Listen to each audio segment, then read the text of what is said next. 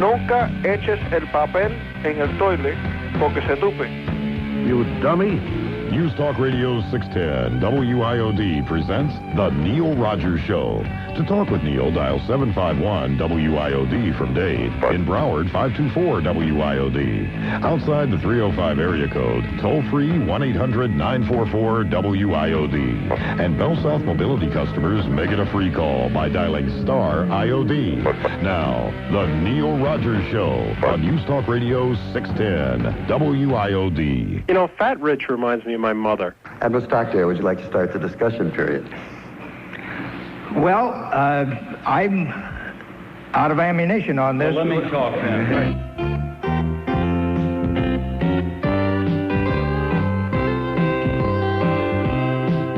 Sometimes I feel life passing me by. Sometimes I feel that people don't know how to smile. But when I listen to your show, you make me laugh like sharp. And when I listen to your show, a new Rogers on the radio. Pick that thing, baby. Pick it. We don't care if it ever heals.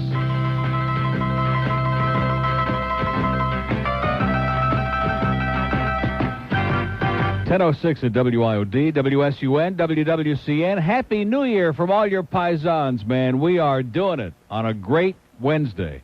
If you thought Monday was a little weak, if you thought yesterday was terminal, just wait till today. You can tell. I mean, they are out there and they're shopping. The economy is booming. You business people must be making millions. Send a bag of money over here, okay? Just send us a big bag of money. Because they are out there in a frenzy. This is great. This is dynamite, huh? Outstanding at its wild. By the way, our Camillus House total, speaking of sending the money, is $92,969, and the mail hasn't even come in yet today. So it'll be over 93 for sure when we open up the first couple of envelopes. And if you'd like to help us out, if you'd like to help the Camillus House and the homeless and also pick up a really neat Best of Neil CD or cassette or T-shirt or Best of Rick and Spud, all you have to do is call that AT&T Camillus House hotline number. It's toll-free from Sanibel Island to Tallahatchie.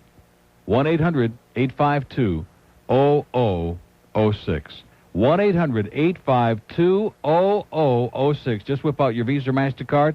And don't forget, fully tax-deductible donations, of course. So if you want to deduct it from your 92 income taxes, today and tomorrow, your last 2 days to sneak it in there, okay? Like your couple of grand or $500 or $10 or whatever you want to give.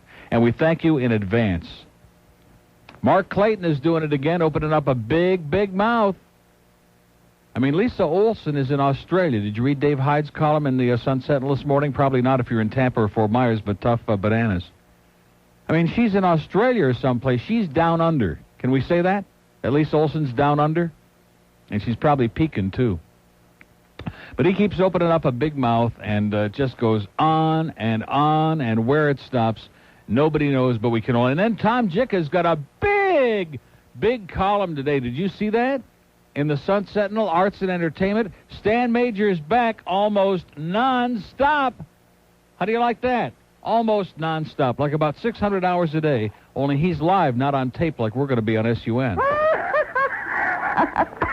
So he's going to be doing 3 to 6 in the afternoon on WMBM, as Suds calls it, Radio Mumblin', and overnight from 11 to 3.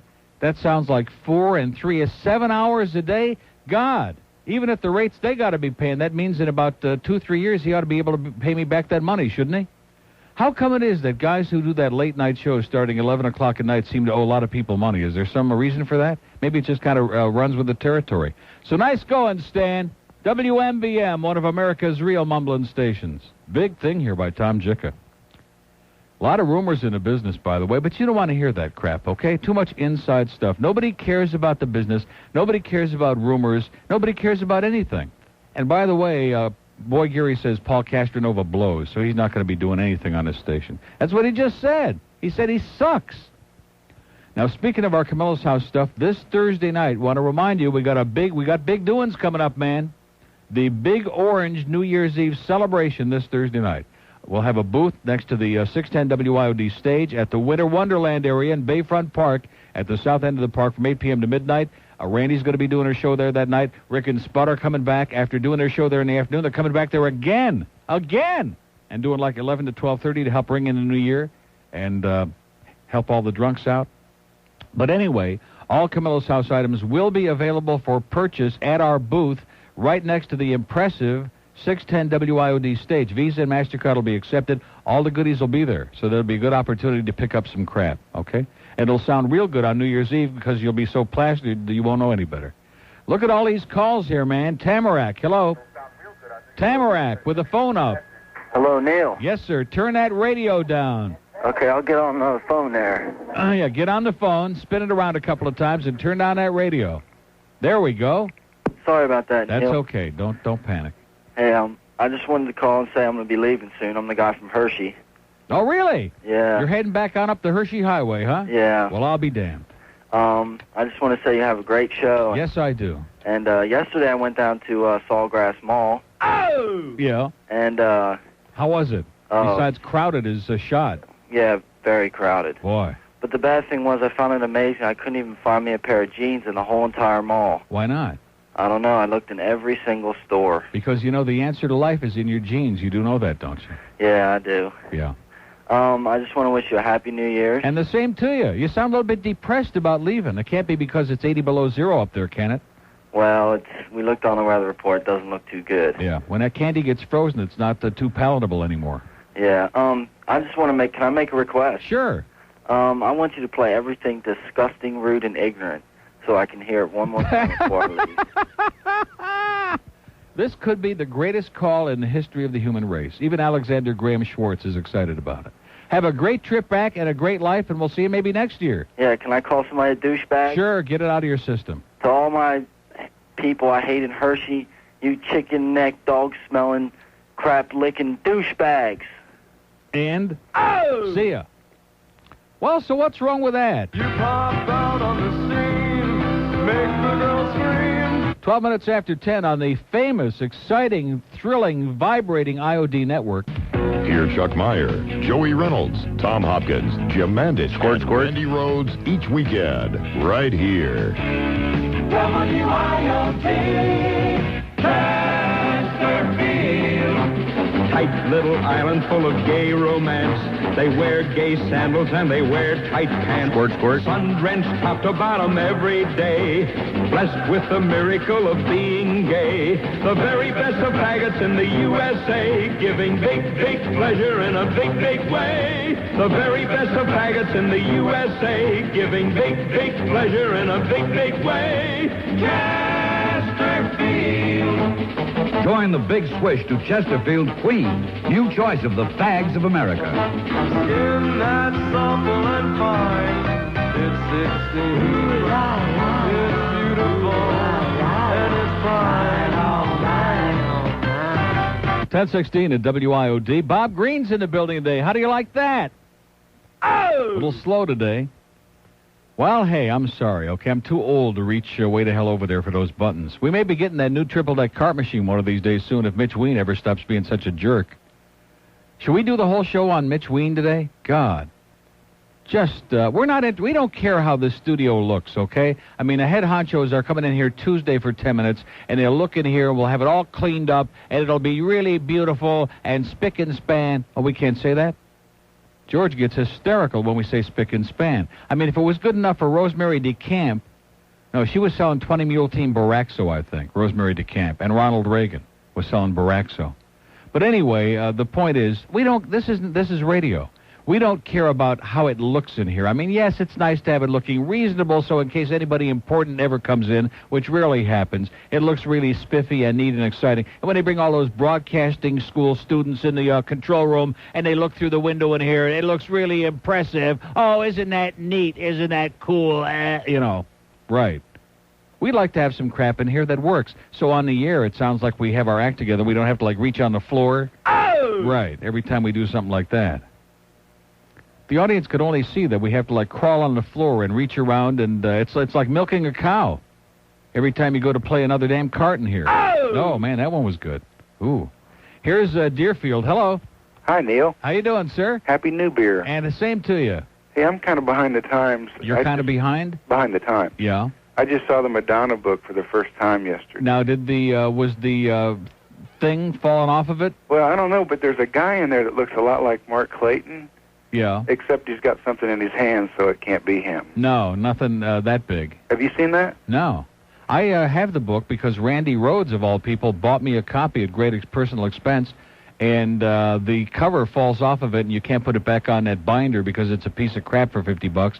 And I just leafed through that thing, and I just keep asking myself, why would anybody, unless the most desperate, I mean so desperate they might, like, rub up against a tree, why would they buy that piece of crap, especially for $50? Well, trees are hard to find these days. That is true. Trees are hard. Especially in South Florida. To find, yes.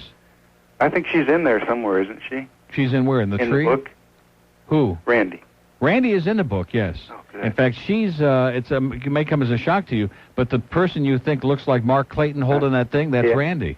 Oh, wow. Yeah. The shaved head? The shaved head, that's Randy, okay? And I'm telling you, she goes out to those dolphin things. Yeah. And tailgate parties. She puts on makeup. It takes her like a day to put on that appearance. And then she, like, comes in here. She looks just like that picture. And there's some naked girl walking down the street somewhere hitchhiking. Right. I'm glad I wasn't on the street that day. It was kind of a scary picture because it was Madonna. Oh, is that what she looks like? That's exactly what she's skanky and smells bad. In fact, there was an aroma all the way across the MacArthur Causeway that day.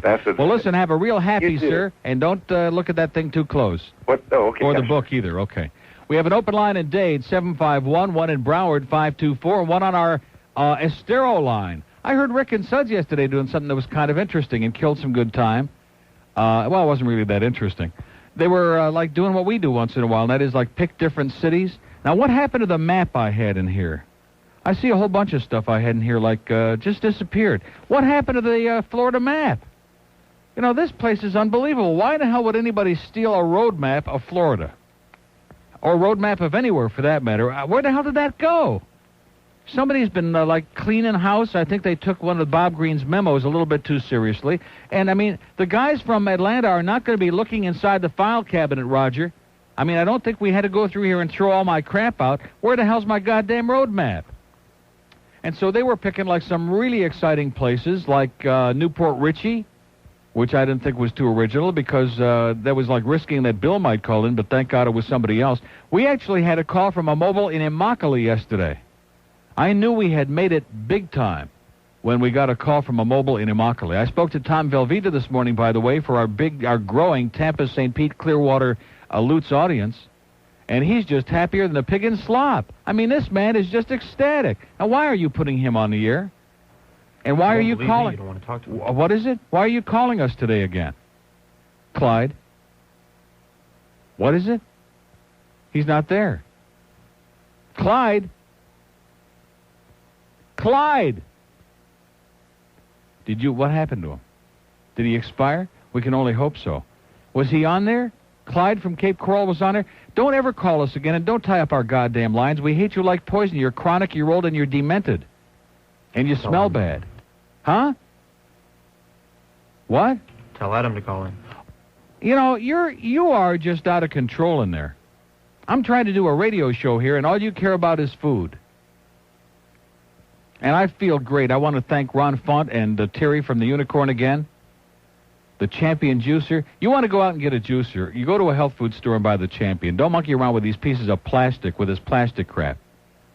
That thing is so strong and it's got a motor. You could put like a tree in that thing and wind up with juice. I mean, it is... I wouldn't stick my finger in there for too long, though, unless, you know, you want to lose one or two. Unless you want to make a little pita bread sandwich with a bird. The bird called Rick and Suds yesterday, too, by the way. We heard you. You're not fooling us, Birdie. Boy, holiday time, everybody's busy doing stuff. Not the bird. He's on there like twice in 2 days. He's on here. Boy, he sure misses us. You know what? He misses this place. He'd like to pretend that he doesn't miss all those free meals. Oh, speaking of free meals, George wants Adam to call in immediately. If you're in the truck, if you're in the van, if you're like anywhere, just pull off the road immediately and call. Doesn't he have a cellular phone? He does. So why does he got to pull off the road to do that? If he's in the van. Why is that? The van has a cellular. I don't think his Honda Civic does. Why not? What is he, some kind of a schlepper? He don't have a cellular phone? Come on, Adam, you're Jewish. Let's get with it, baby. Kind of a moron are you? He wants you to call a bat line immediately because he wants you to be a flunky. He wants you to go over and pick up our salads at Sonny's because Sonny's not there today and Robbie's all alone as usual, and they're delighted to make us some nice lunch today, but there's nobody to bring it over here. Why can't we find somebody in the building? Now that Mitch Lewis is gone, we're really, oh, geez, I knew we liked him for some reason.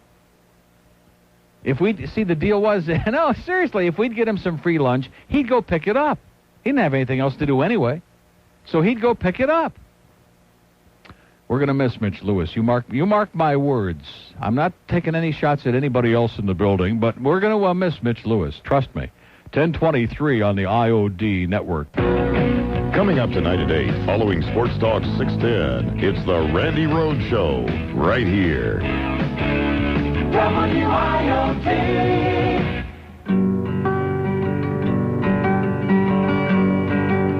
Squirt, squirt.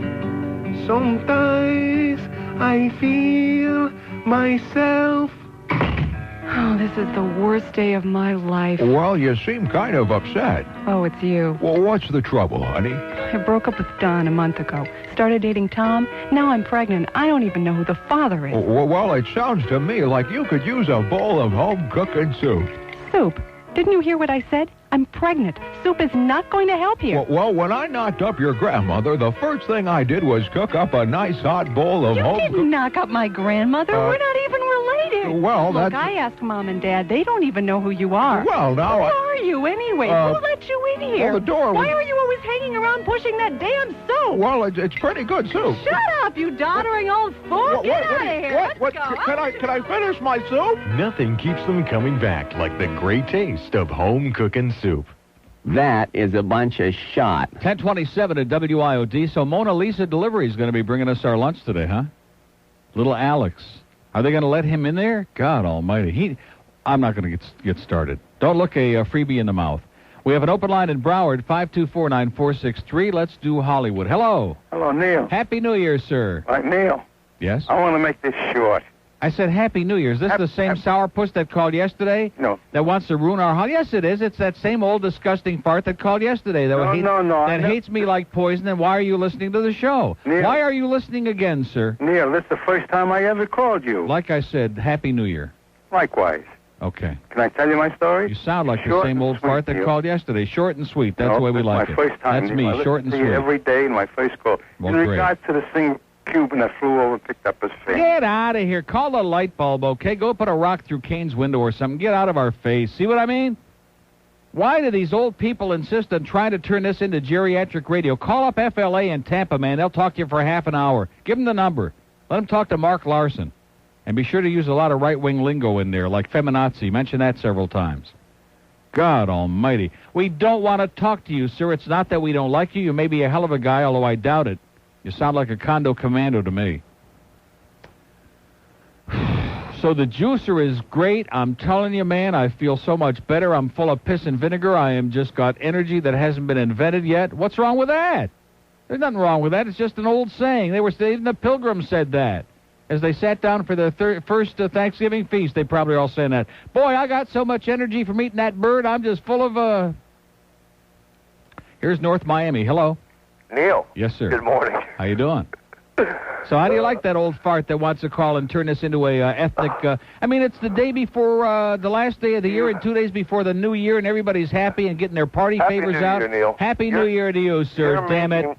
You blew that guy off from, where's that Coral something? That Carl's his name? Thank God. No, what is his name? Calvin. Clyde? Oh, my God. Yeah. I heard him. I thought I was going to fall into a coma. It took me an hour to get the show going again after we had him on there. And the only reason I kept him on is because I thought he was going to croak on the air, and I think this time he may have. You notice there was nothing there. This guy you just blew off. I saw the thing with Steve Kane yesterday in the news. I had to laugh. Missed that, thank God. No wonder I'm in a good mood. But I came in this morning, and Roger clipped the article out, and a 3-pound rock hit the passenger side of radio talk show host Steve Kane's borrowed Toyota Corolla. Borrowed. What does that mean? Well, I got bad aim. I'm sorry. Shattered the windshield and showered his 3-year-old daughter's car seat with glass splinters. Of course, she wasn't in there. What's scary is we almost brought her along, he said. She would have been blinded. Oh, man. Yeah, but of course she wasn't in there. And the reason she wasn't in there is probably because it happened in the parking lot next to the station. He just picked it up and put it in there, and then, let's call the press. Let's get some press on this. Listen, I got to call you and thank you.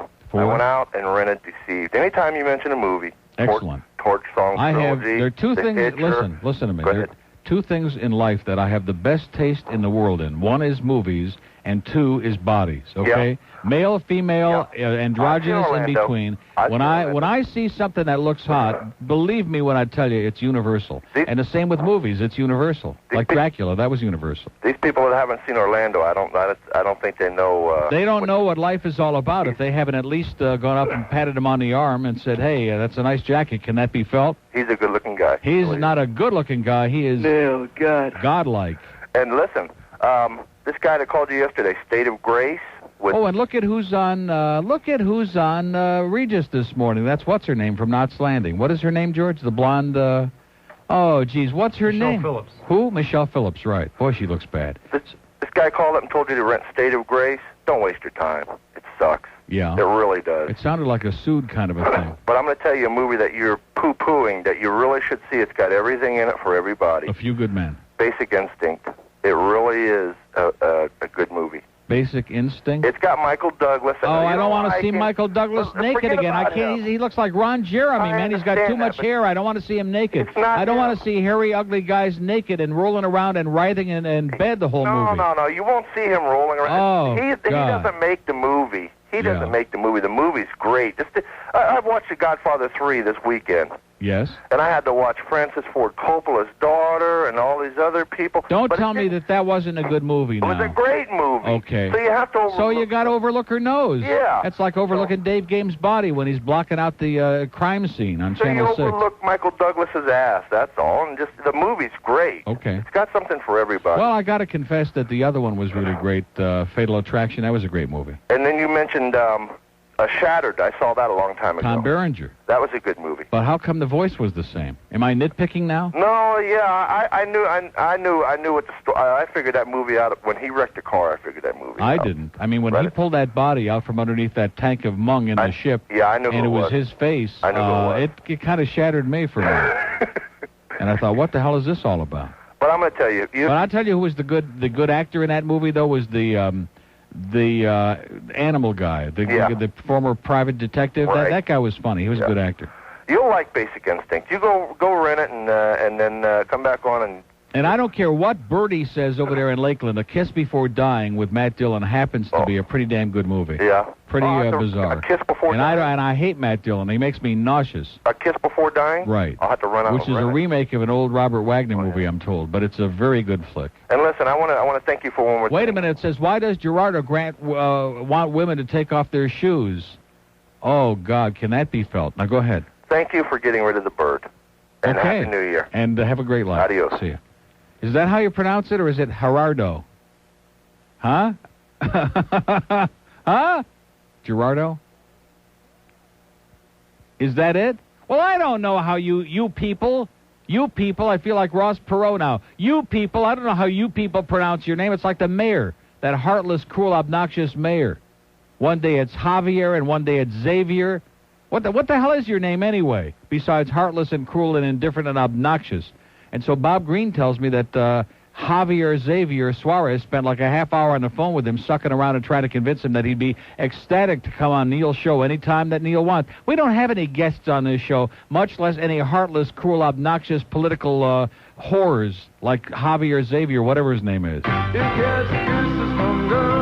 Anyway, 10:34 on the famous, on the growing rapidly, and they're loving it, IOD Network. Catch the latest news from the 610 WIOD News Center each hour, plus an update on traffic and the current weather forecast. WIOD. I am an imbecile. It was on a Saturday morning at exactly 9:04, but nothing could prepare me when I knocked on Riley's door. He was drowsy, he was grumpy, and in bad need of a shave. He was just about to put a cat into the microwave.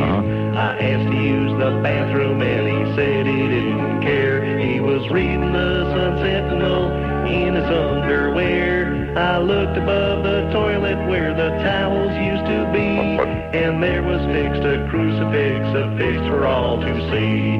I didn't seek salvation, I I had come to mow the lawn, but I found Jesus in Rick Riley's John. Yes, Brother Rick, he changed my life upon that fateful day. 'Cause by the time I washed my hands, I'd washed my sins away. Now I'll learn to be intolerant. I'll watch Pat Robertson, and I'll vote for Pat Buchanan, even if he doesn't run. I'll pretend to be a hipster, but my liberal days are gone. 'Cause I found Jesus in Rick Riley's John.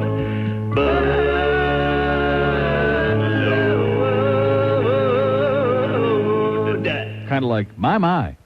1039, kind of an ethnic version of my. Look out now. Open line at Dade, 751, and the Star Line. If you got Bell South Mobility, Michelle Phillips looks like she's 100 years old. She looks like the mamas and the papas. Oh, God, does she look old.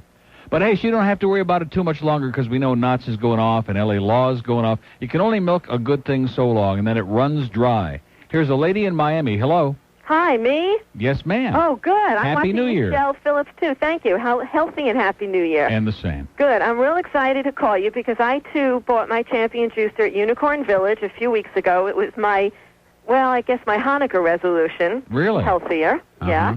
And what I'm doing is, in the morning, I stopped drinking coffee. I gave up coffee, and I, of course, needed a pick-me-up, so I drink carrot juice in the morning, and I put an apple in it.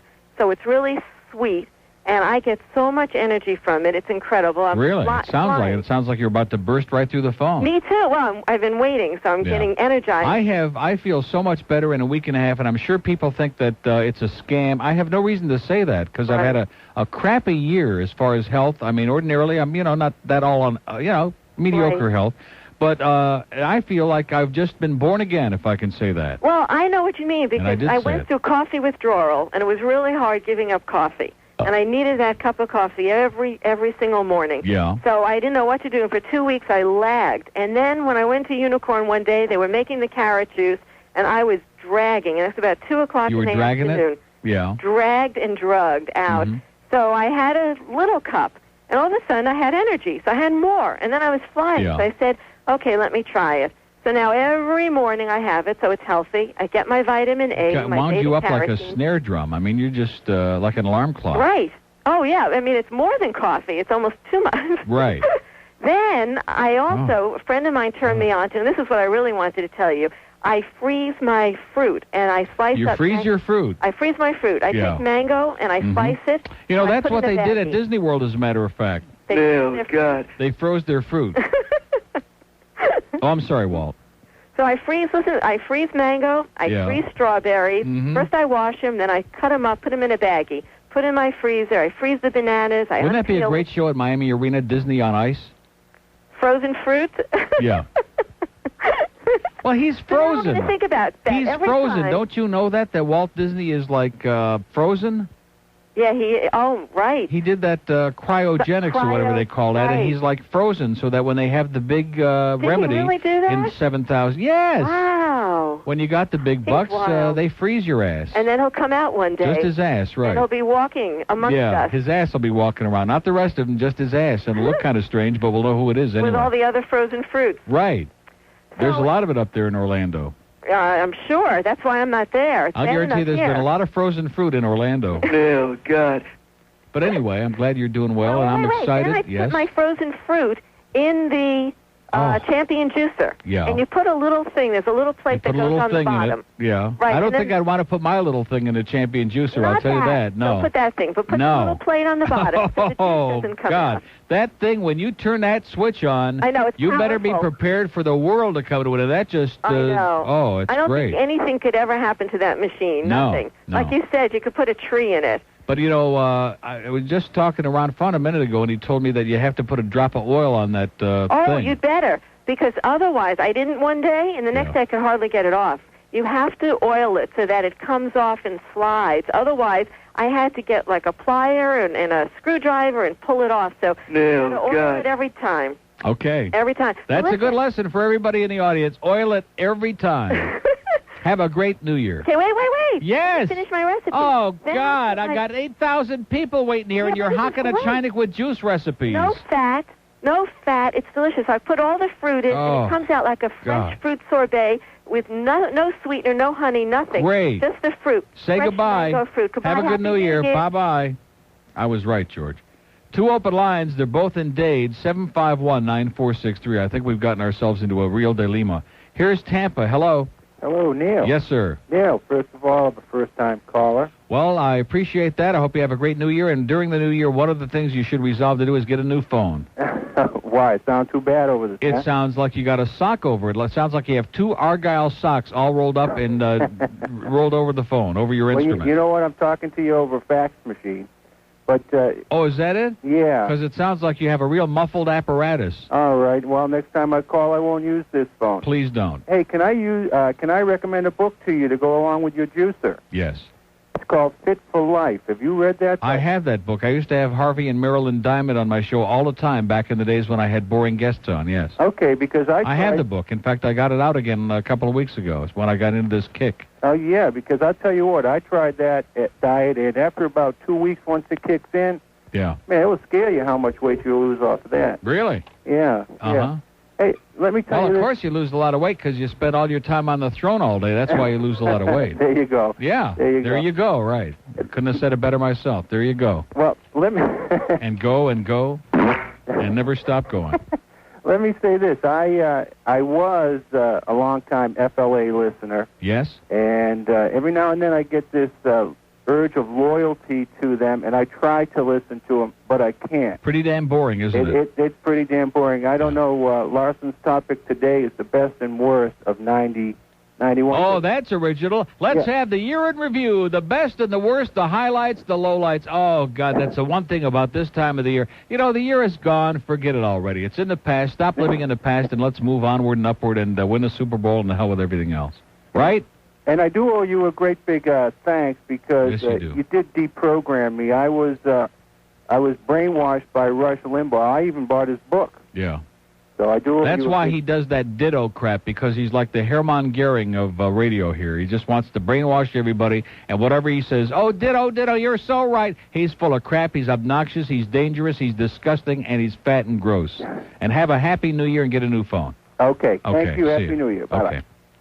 We have an open line in Broward, 524. 2 in Dade, unheard of. 2 open lines in Dade, air of New Year's Eve. And we have 2 open lines in Dade. I can't get over it. 751.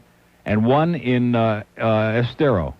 And 1 in Corkscrew. You know that we had a whole bunch of calls from people who got stranded in Corkscrew yesterday. Not. Corkscrew, come on, I guarantee you. What we'd like to do is have somebody drive out with a cellular phone into the swampland in Corkscrew and call. Don't make it up. Don't call from Immokalee and say you're in Corkscrew, because we'll trace it.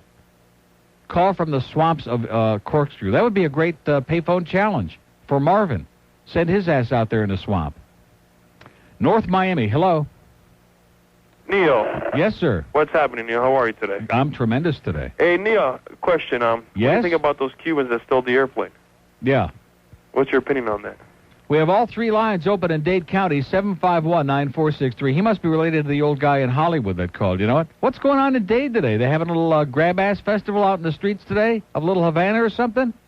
There's something going on that we don't know about. That never happens in Dade. Ever. I mean, never happens in Dade. Maybe the guy over in Miami Shores at the phone office is potchking with those lines today, huh? He's got his finger in it. 1047 on the IOD network. Join us this afternoon beginning at 2 for those wild and crazy guys, Rick and Suds. And at 6, it's Sports Talk 610. WIOD. Hold on. Where do you think oh, wait a minute. I just do something wrong? Wait a second. Oh, this phone is all screwed up. Did I cut off our only Dade call? Hello? You're still there? I'm still here. I tried like hell to cut you off there, but I couldn't do it. Well, I'm still here, Neil. Great. I want to not try to convince you, but just give you my opinion respectfully in regards to the tourists and the tourist industry here in South Florida. What is going on with you people today? Why are you all so damn serious? Why are you all so morbid? I felt great today. I actually saw little Bob Green today, patted him on the head, had a great chat. Everything is wonderful. And you're like, I want to talk about the Cubans on the plane and about the depression and the recession and the Russians and the H-bombs. What's going on here today? Well, I can't explain things for everybody else, but... Why not? I'm doing the best I can, just trying to understand and explain things for me. Understand what? Well, What's to understand, pal? Just forget about understanding. See, you're getting into one of these pseudo-intellectual modes. You can't understand because the world is a madhouse, man. Forget about understanding. Just go have a good time, have a happy new year, and that's it. Well, but... and don't inhale. I don't inhale. But we're in a community of... I'm not talking about smoke. I'm talking about oxygen. Yeah, well... You're in a community of what? We're in a community of intertwined relationships of people, a socioeconomic community. Yeah? No, intertwined human relationships. Excellent. You sound like Ed Till. I don't know who Ed Let's Till talk is. about intertwined human relationships. And by the way, do you have a syntax? A syntax. Is that a stock? Come on, let's go. So what's the bottom line to all this rabble-rousing crap of yours? What is it? Okay. I believe that we're in a tourist town over here. And yeah. A town, Source. not a city. Source. Well, it's Source, yes. Source. But tourist. And if we as the people, because I am... We as a people. We as a people. We the people. Because I'm affected in order to form a more perfect onion... cry an onion, but yeah. I mean, I'm getting ready to cry from this call, I'll tell you that. What is it you want to say? Come on, people are waiting on these phones. They have a busy day. It's New Year's time. What is it? If we would treat the tourists better. Like what? Well, I know send them back where they came from. Screw these freeloading assholes, man. Most of the people that come down here are a bunch of cheapskates anyway that rent like a little tiny Yugo, and they go out there in the road 6 miles an hour in the left-hand lane, and they go in a restaurant and they tip about 1.5%, and they stink and they smell bad and they're ugly. However, God. I understand that, and I believe that, and I see that. People that live here, if the tourists that come down here are like young and hot-looking and they put out and want a good time and will leave big tips in restaurants and drive real yuppie-type cars like a 325i, then we invite them to come back. Otherwise, stay home. I think I summed it up right there. Oh, geez, and I just screwed up big time. Don't tell me we're going to have another day of technical incompetence here. Today's show is brought to you by Sika. Sika! How many of you guys are going, oh, yeah? And now, back to our show. I don't think anybody's going, oh, yeah. They're saying her name is Sika, not Sika. Huh? Sika this. Her name is not Sika. I mean, here's a guy who's doing a bit on rock comedy. You don't even know how to pronounce the name. We have 2 open lines in date. I told you this is going to be a bitch today. And who's that guy that keeps calling you on 10? And what happened to the guy who was calling from Alabama or wherever that was? Did you, is that the guy? Or Mississippi? That same guy again called before. That's the one I picked up. Sir, let me say it again. We love you. We hope you have a great new year and a great life. WIOD, crank line. Yeah. Is this the guy? Which guy? George, is this the guy? No, this is not the guy. Where are you calling us from, sir? Boca Raton. Boca? Well, that's not very exciting. Who's this, Neil? Yeah. I mean, when we pick up these green lines, we expect to hear like El Jobim and Riverview and Riverside and Estero Island and exciting places. Well, what can I tell you? Not much, but you can't help it that you're in Boca. It's not your fault. This is true. Anyway, Neil, I'm a first-time caller. Great. And Happy New Year to you, sir. Yeah, thanks to you. I want to let you know that the other day I was taking a run down the beach, and I was wearing some headphone sets listening to you. Yeah? You had the runs on the beach? And I was just laughing because you make me laugh. So well, that's the idea. And people must have thought I was nuts. I'll tell you what, because here I have this big smile and I'm laughing, run down the beach. Yeah. And basically just want to give you a compliment. Great show. Well, hallelujah, man. That's the idea. Have a great new year and you're okay in our book. Back at you, And Neil. screw those people. See you later, Have bud. a great life. See, that's the idea. We're here to have a good time. We're not here to solve the problems of the world. We have to, I guess since it's the 30th of December, it's almost the end of the year, and we got a whole lot of new listeners, like 7 or 8 of them in Fort Myers and 3 or 4 of them in Tampa, St. Pete. We ought to explain that. This show is... Radio talk shows do not solve problems. They do not change the world. They do not change human nature. They are not going to change save mankind from itself. They're not going to make the world into a better place. They're not going to save us from being a goddamn slaughterhouse. They're not going to prevent all the intolerance. In fact, many of the shows promoted. I don't want to mention Lardass again. It's just that they're just there. They're just there. They are just part of the money-making apparatus, if I can say that word, called broadcasting. That's right. They're just a vehicle through which we can suck you in to come on the air and talk and buy our stuff and to help us make some money and help give you a couple of laughs. That's what I'm here for. And we're not going to I'm not going to permit a bunch of old, crusty farts who are wearing underwear with 3 layers of crust in it. We're not going to let you call in here and destroy our good time. We want to have a good time. Even if we're having a bad time, we're having a good time. And because we're having it at WIOD, we're usually having... Oh, and speaking of Malo, Muy Malo, that should be the name of that show. Muy Malo. I turned on Hot 105, our new sister station this morning. Oh, I love Stephanie Bromfield. We love you, Stephanie. Don't take it personally. My. But that Malo, God, he is just... And rumor has it that show is going to be history pretty soon. I just made that up myself. I don't know if that's true or not. I don't want to get anybody insecure over there. So he was talking about the thing they're doing, the campaign about bringing your gun to the police and we'll give you a certificate and redeem it at WIOD and all this other crap.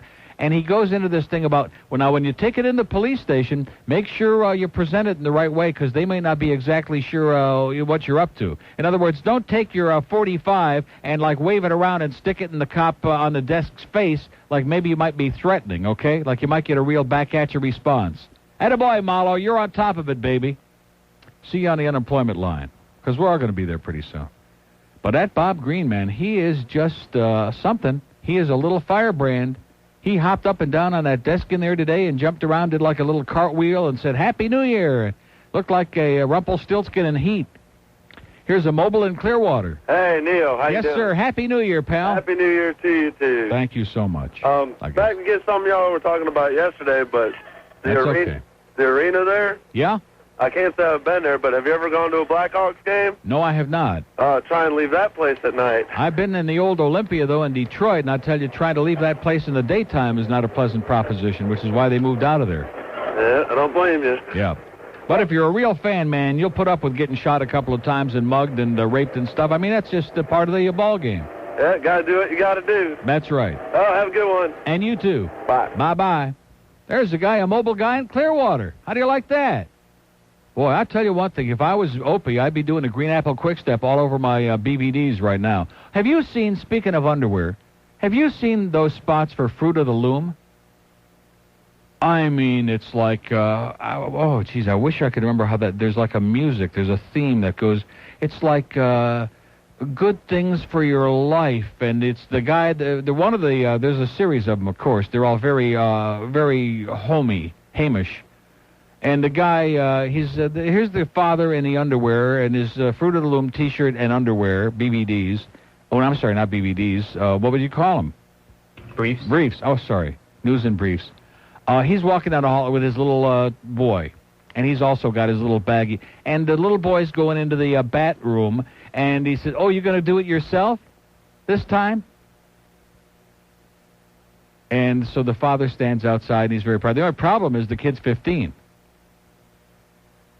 So we're not sure what he was doing in there, to be honest with you.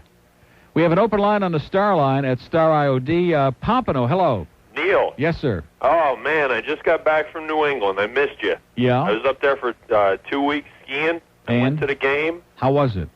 It was fine until 8 minutes left in the fourth quarter when they arrested me. For what? They're for cheering for the Dolphins. Yeah, right. I swear to you, I was standing on my seat, swinging a towel, yelling defense, and they hauled me away for being disorderly.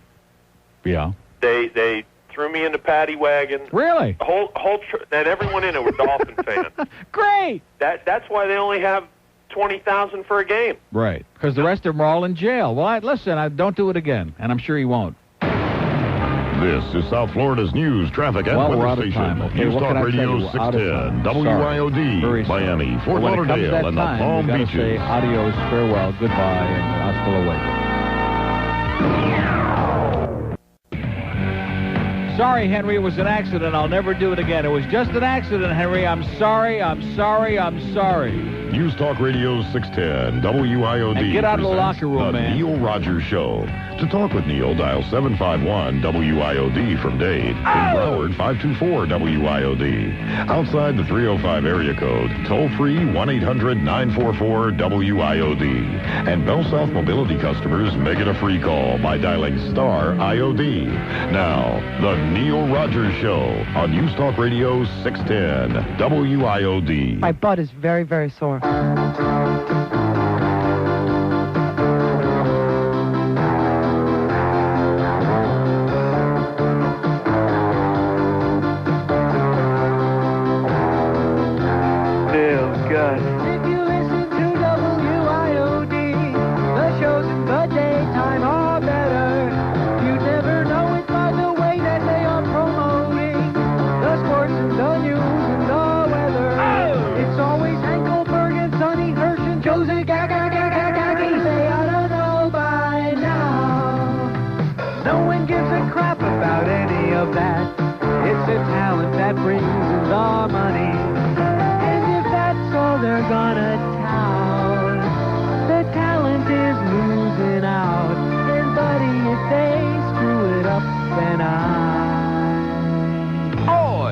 Tuning out.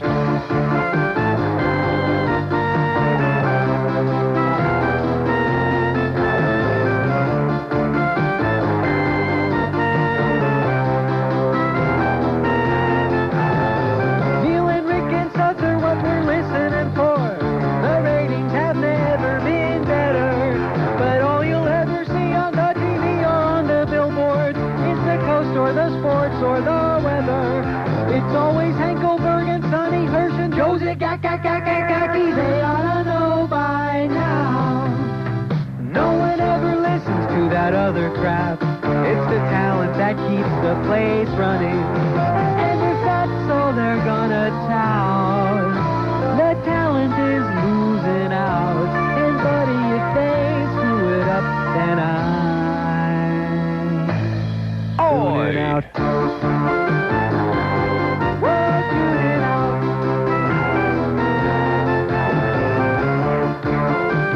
Thanks a lot, Alex. Mona Lisa Delivery went over to Sonny's and got our great salads today. This is beautiful. This is perfect. This is like, I look forward to this now. And Chuck Meyer, by the way, Fat Chuck this morning was saying that the morning line is in 18 and a half days, the overs and unders, I'm going to be off of this kick. No way, Chuck. I love it. And the food, too. I was just thinking, by the way, during that thing, Mitch Lewis may be gone, but there are at least two things that he left behind that we'll always have, like... Oi! That's one of them, and then the other one is... See, not a widely known fact. No, seriously, but that is Mitch Lewis on that card. That's a Mitch Lewis fart on the card. Anyway, it's 11:08, so we'll always have that to remember him by. One open line in Broward. In fact, just the aroma kind of makes you feel that he's in the room. 524-9463, and the star line for Bell South Mobility people who are out there. This morning I'm coming to work, and I look around, and I notice it's like everybody had the phone to their ear this morning. What is that all about? Everybody was on the phone this morning. I have no idea who they were calling. Maybe the supply came in. Oh, speaking of the supply came in, tonight's a big night at Pompano Park, right, Rich? Last night I would have made millions of dollars. God, it looked those results. You see those results and you know you would have had all those gigantic payoffs. And Kevin Wallace continues going crazy over there, and John Filippelli and everybody, and it just wasn't there. Tonight's a big night, though. Bradenton. Hey, Neil. Yes, sir. Hey, Neil, have you heard the new promo from WSUN? About what? About 970 WFLA? No. Oh, Neil, it's hilarious. Saying what? Okay, first it starts off, it goes, every day, 620 WSUN News Radio proves that 970 WFLA sucks. And then they got a thing of you know, bad-mouthing WFLA. Not me. Yes, you. No, I would never do that. Oh, come on, Neil. I love WFLA, man. Beautiful. I have a little Lionel blow-up doll at the house. Neil, you told it the way it was. Yeah. Neil, it was hilarious. Was it? Do what now? It was good? It was excellent. Yeah. Well, it's about hope you time. have a Happy New Year. Talk And to the you same later. to you. Have a great day, pal. All right. See ya. Boy, where did he have that oxygen thing pumping, huh? WFLA sucks. Oh! Boy, you can almost die from the backdraft. We have an open line in Broward, 524. Man, this is good. There's like a little macaroni salad and some spiral pasta in here and a little bit of fruit and some other little tortellinis. Nice job, Robbie. How come it's always so much better when Sonny's out of town? Homestead. Homestead? Oh, yes, sir. Oh, is this Homestead? Yes, sir. That's Good what I morning. thought. Yes, sure. Happy New Year. I understand you. I'd like to ask you if I could take a little opportunity to thank a group of people that were here yesterday. By all means. Okay, Circus USA was kind enough to come down here to Homestead and put on a free performance for the people of Homestead. Outstanding. I'm serious. They were fantastic. Great.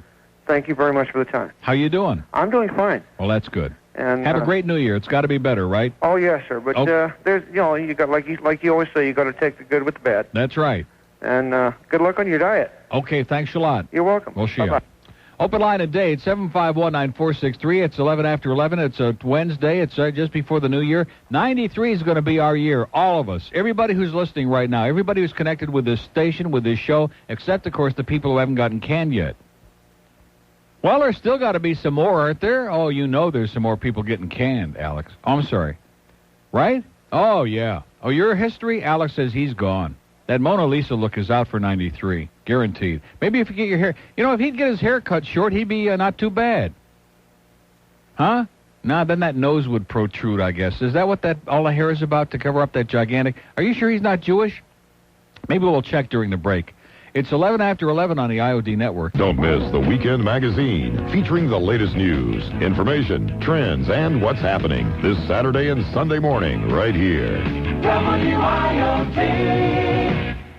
Love your show, Neil. Love you. Love you. And we love you, too, Jim. Butch up for the new year, baby. 11:15. Don't forget Randy tonight. No ball game. Yeah.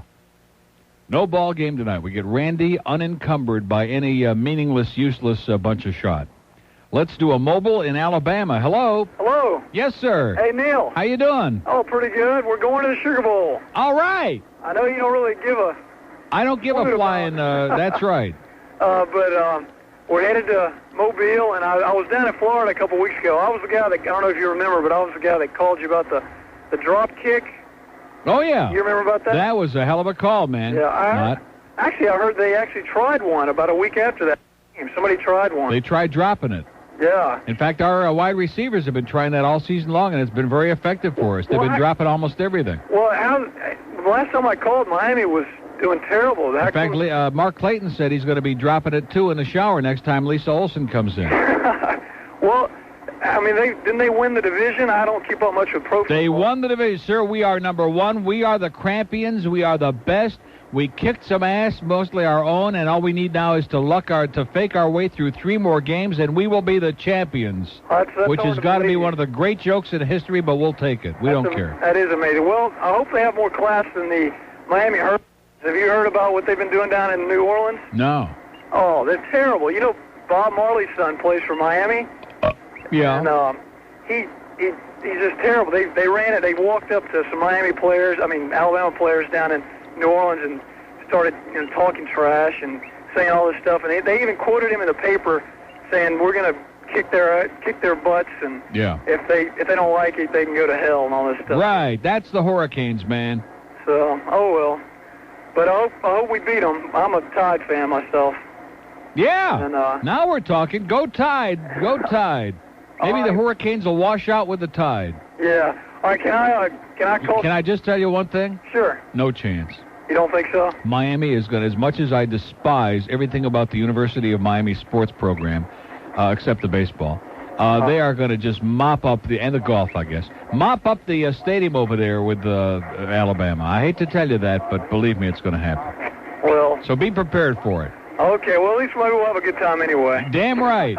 Have a great time, pal. And I'd just like to call Mike Hernandez a flaming douchebag. Okay. Oh. See ya. See ya. Bye-bye. Boy, a little rowdy in the car there, huh? Sounds like there's a little grab ass going on in the front seat and the back seat and underneath. We have an open line in Estero. See, it's just amazing to me after looking at that map yesterday. I think that's why they took it out. I realized that they got that big signal on 770, but there's no population there. It would be like taking WABC or KMOX, one of those 50,000 watt used to be Clear Channel stations, and putting it in North Dakota, in Minot. And it wouldn't mean too much. I mean, you'd cover like a giant territory, and you'd be talking like mostly to animals, to barnyard animals, like we do all the time. Palm Beach on the Star Line. Hey, Neil. Yes, sir. First, I'd like to say Mitch Lewis is God and Boy Gary sucks.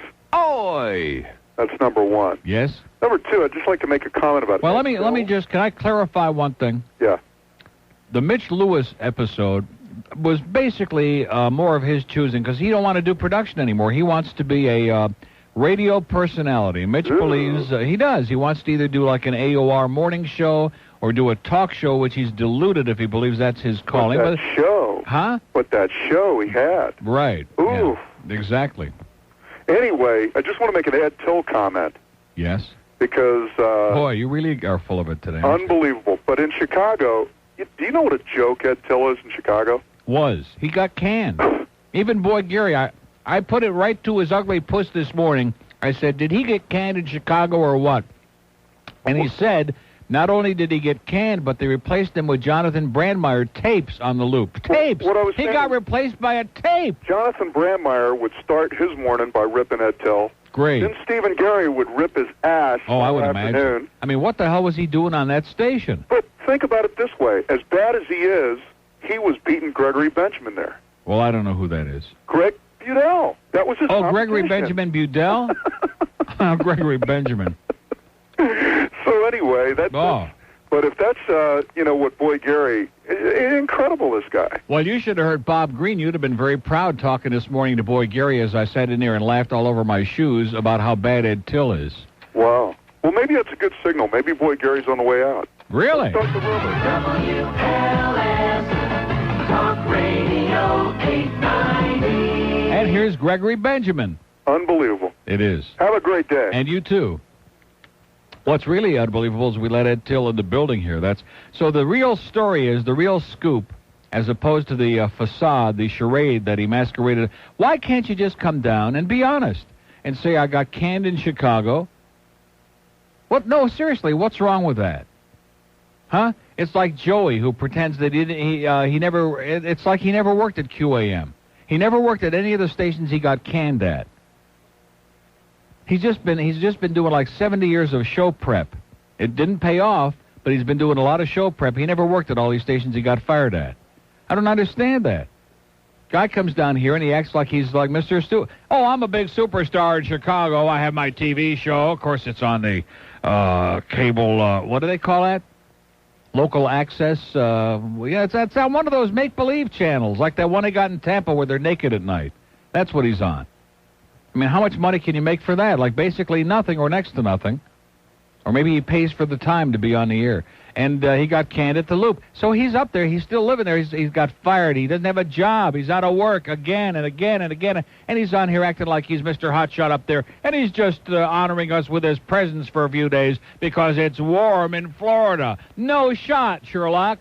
It's warm in Florida. Great observation, Ed. And I would say Formica would be a lot better in your case because it's lighter for the movers to schlep around than wood. 11:21 on the IOD network. Hear Chuck Meyer, Joey Reynolds, Tom Hopkins, Jim Mandich, and Randy Rhodes each weekend right here. WIOD. If I had the ability to do, I'd take you out here right now and kick your goddamn teeth in.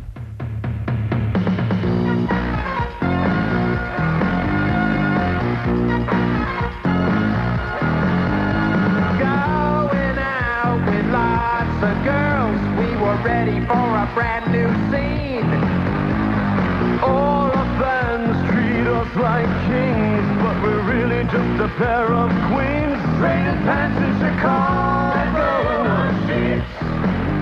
kissed in New Orleans.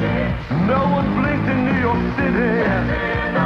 Honest, we're not kidding. Switch hitting. We wear ladies' underwear. Sashaying, dancing in the sheets. Wow, it doesn't matter, he's got a mate, and just as long as we can date. So come on, every guy, grab a guy, everyone, admit you're bi, and go dancing, dancing in the sheets, dancing in the sheets, San Francisco, CA, dancing in the sheets, let's go ACDC now, dancing in the sheets, just forget that he's not pretty, dancing in the sheets, honest, we're not kidding, switch heading, we wear ladies' underwear, we go swishing and swing, we like sashaying, and dancing in the sheets, we're dancing in the sheets, dancing in the sheets, dancing in the sheets, dancing in the sheets, we're dancing in the sheets. 11:27 at WIOD. We have an open line in the Star Line, one in Broward, and one in Tampa. Tampa! 1-800-944-WIOD. Not Fort Myers, not Naples, not Sarasota, not Brandon, Tampa. 1-800-944. So what's the deal on those Blockbuster? You got 3 of them or 3 pair? 3 tickets? 3 single. Well, so what do you do with that? Oh, yeah? No, seriously, what do you do with 3 tickets? I mean, I don't mind giving them away, and it was very nice of whoever dropped by and left them out front. Can we see them? Can we actually, like, get our hands on them and take a look at where they are, what they're all about? Blockbuster Bowl, that's Penn State and Vassar. Some girls' school. See, I don't understand these bowl games where they pick the participants, like, before the season even starts, and Penn State had a marginal to disastrous season. I mean, mediocre at best and embarrassing at worst. WIOD. Hello. Yes, sir. Neil. Yeah. Wow. Well, I picked up cold because George went out to get the tickets. Well, I'm one of those disgusting schnorrers that would like a pair of tickets. Oh, hold on a minute. I'll see what they're all about. All right. How do you like that? All of a sudden, I mentioned we got 3 tickets. I didn't even say what the hell they're for, and the phones are ringing off the hook. Thank you so much, George. It's, oh, boy. I think, you know, you ever see the guy on top of the tower in Texas? George reminds me, just very quiet, very calm, but he's the kind of guy that one day is going to blow and be on top of the Channel 7 tower in the back with a rifle. Pointed over there, I hope. It says, thought you might be able to get a few bucks for these for Camillus House. Now, I appreciate that, but that never works out. 2 seats are together and 1 alone. This ought to be, okay, so if you're all alone for New Year's, here's the answer for you. So here's section 444. That's like in the nosebleed. Way, way up there. Bring your telescope. Bring the Mount Palomar telescope. Now, are you alone or with somebody? I'm with somebody. Hold on a minute. Okay, so there's like row 1, seats 3 and 4. That's a pretty good deal. At least you get the hell out of there. That's not bad, huh? Being in row 1. And then the other one's row 2, seat 24 in the same section. So actually, they're not that far apart. How are we going to do this? Who's this from? Craig?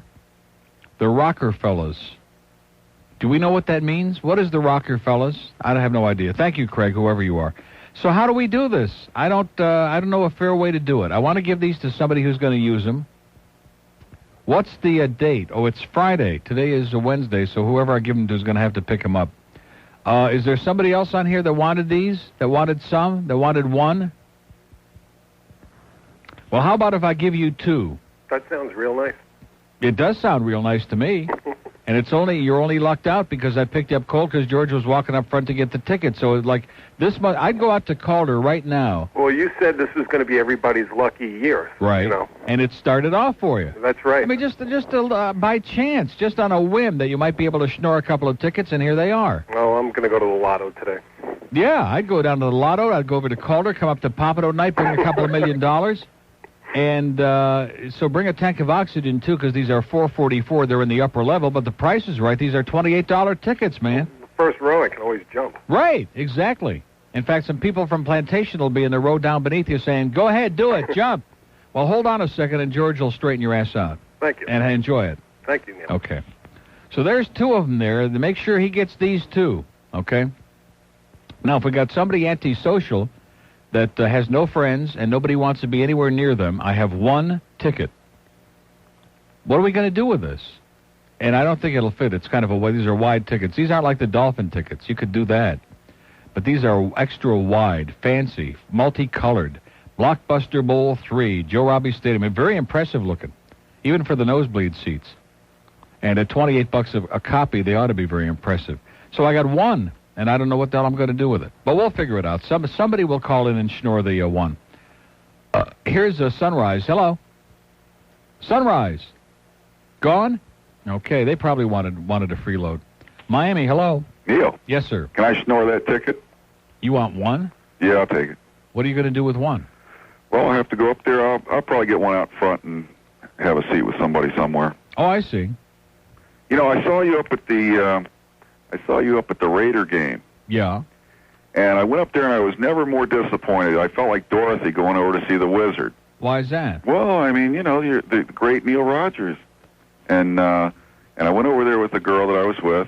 Yeah. And we were talking to you, and you acted like a bump on a log. I mean, you acted like, well, this and that. I told you I had no life, and you didn't react, and I expected something. I mean, even Fat Rich was like more animated than you were. He's the whole thing. If I may say so, I think Fat Rich is the driving force behind Neil Rogers. I mean, it was... So you didn't really want the ticket, right? We have an open line in Dade, 751, and 2 in Broward, 524. Like I'm supposed to put on a floor show for these people when they come over and say hello. Or I'll go like the thing at the JG. It happens everywhere I go. Any appearance. They come up and it's like, oh, geez, he's just like a real quiet, ordinary guy. This is a radio show, folks. Radio show, that's all. So when, come up to the ball game and I'm sitting there, I'm there to see the game, okay? And I'm more than happy to say hello. I meet a lot of nice people there. Orlando comes over once in a while, lets me touch his knee, and that's about it. It's a radio show. So this guy talked his way out of that ticket. Do you think I'm going to give him that ticket after that crap? No chance. Hello? Hey, Neil. Yes, sir. I want to snore that ticket. Just one. Just one. Now, are you going to give me a bunch of shot and tell me that I'm a bump on a log and I didn't... I love you, Neil. Oh. No, I really do. I listen to you every chance I get. You don't have to suck around, but I mean, at least don't take a shot. Don't make like a nasty personal shot like this guy came over and thought I was going to like do a tap dance and a soft shoe routine for him and his damn ugly girlfriend, which I don't even remember them. Now, my wife doesn't care for you, but she has to listen to you while I'm on vacation. Why? What's her problem? No lack of sense of humor? Is that it? Is she a little uptight? She's too Puritan for you. Oh, a puritanical bitch, huh? Well, and then no wonder you're going to the game alone. Yeah, I'm not taking her. Good. Well, you got it. All right. And I hope you enjoy it. So what are you going to do about getting another seat? You're not going alone, are you? I'm going alone. You are? Hey, You're going to a football game alone? I don't mind. Oh, I can't imagine going to. I'm sorry. It's I just money. Can't. Huh? It's less money. You're right. Hold on. Enjoy it. Hey, thanks a lot. Okay. Here's a guy who's going to be sitting alone in the 444, row 2, seat 24. So go over there and say hi. Do something nice to him because his wife's an old puritanical bitch. So talk to that guy, please, and straighten his ass out. We gonna do this right? How are we gonna know which is which and who's and what's what? Or we can't say what's what anymore? Well, George will handle it. George said, just leave it in my capable hands. I'll handle it, okay? Because one thing in 92 that happened, we got one more day to go. George was about to say that Roger didn't get his job away from him during 92, but we still have tomorrow. That's right, and Bob Green said he will be in tomorrow, and by the way, look for some interesting changes tomorrow, George. Okay, we have an open line in Broward on the schnorring line. It's amazing, you people in Broward have got a sense of humor that is just rare. It is really a treat to watch. We could sit here on all of the shows on this station and do a number with Broward and make a whole bit out of it. They wouldn't call like if somebody was holding a gun to our head to say, hey, happy life in hell. But we got something to give away, and they sniffed that thing out, and they're on there faster than you can say Sunrise's douchebag. What do we have now, Roger? It says about 50,000 tickets. Well, that's good. So maybe this guy will be able to buy one very close by him, like maybe the whole row. 20,000 seats. Wow. What is it? What? Going to have him bring the tickets. Well, just relax. Don't start bossing Roger around, okay? Lest he should start up another campaign to get your ass out of here, okay? Don't start pushing him around. About 50,000 tickets have been sold for Friday's 1:30 p.m. Blockbuster Bowl at Joe Robbie Stadium. Woo! Hooey! Penn State and Stanford. Last year, 52,644 tickets were sold, with 46,123 showing up. That's 6,500 plus no-shows.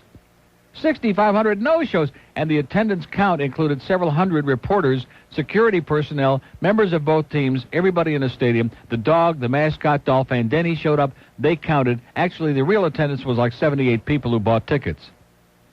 But they had 46,000 people in the stadium. That included the vendors, the guys that sell the sodas, everybody. And by the way, speaking of the guys who sell the sodas at the Dolphin games, you're okay in my book, guys. Bring some over here.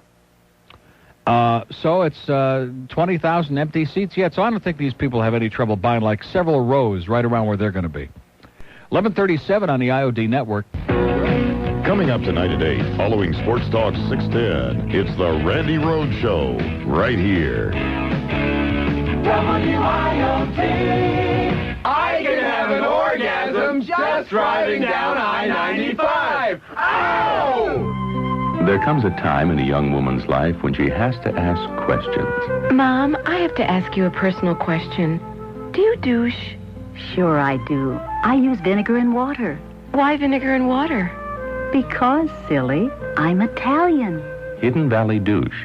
In Italian, French, ranch, or new chunky blue cheese. 11:42 at WIOD. We have an open line in Broward, 524, and one in St. Pete at 1-800-944-WIOD. Here's a mobile on the, no, not a mobile on a turnpike. Long gone. Sorry, Cape Coral.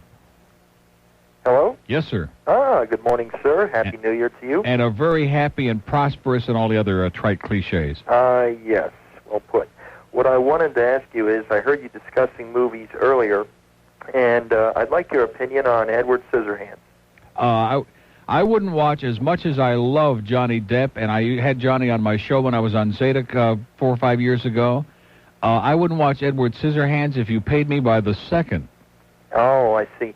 Well, I watched it, loved it. It was great. You loved it? Price, yes. Why? What's to love?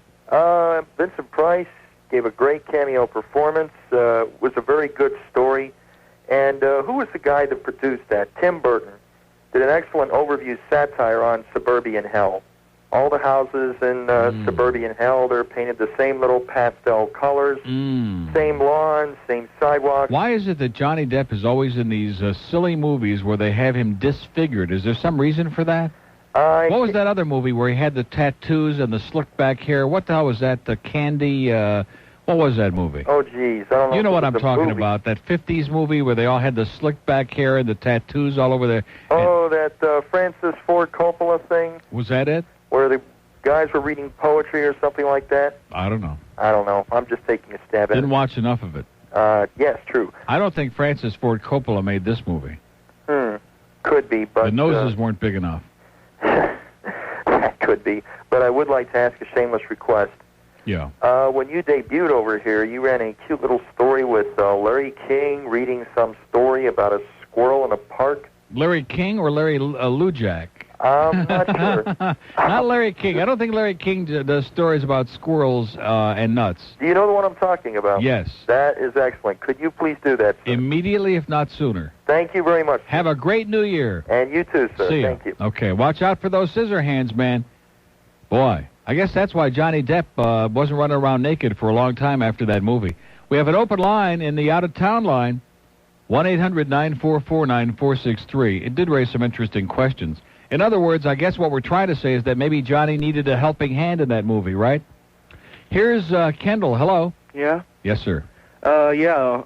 How's it going, Neil? Pretty good. You sounded like I caught you off guard there. Yeah, I was like, ah. Anyway, that pathetic movie with Johnny Depp was Crybaby.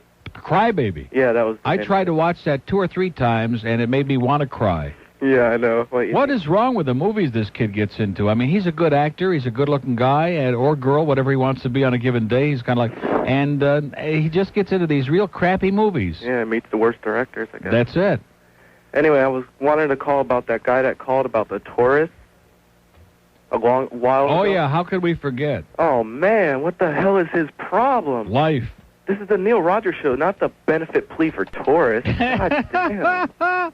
Oh, listen, these people are so pseudo-intellectual today, it's frightening. I know. It's you think that maybe just a little dose of Ed Till may have gotten to him.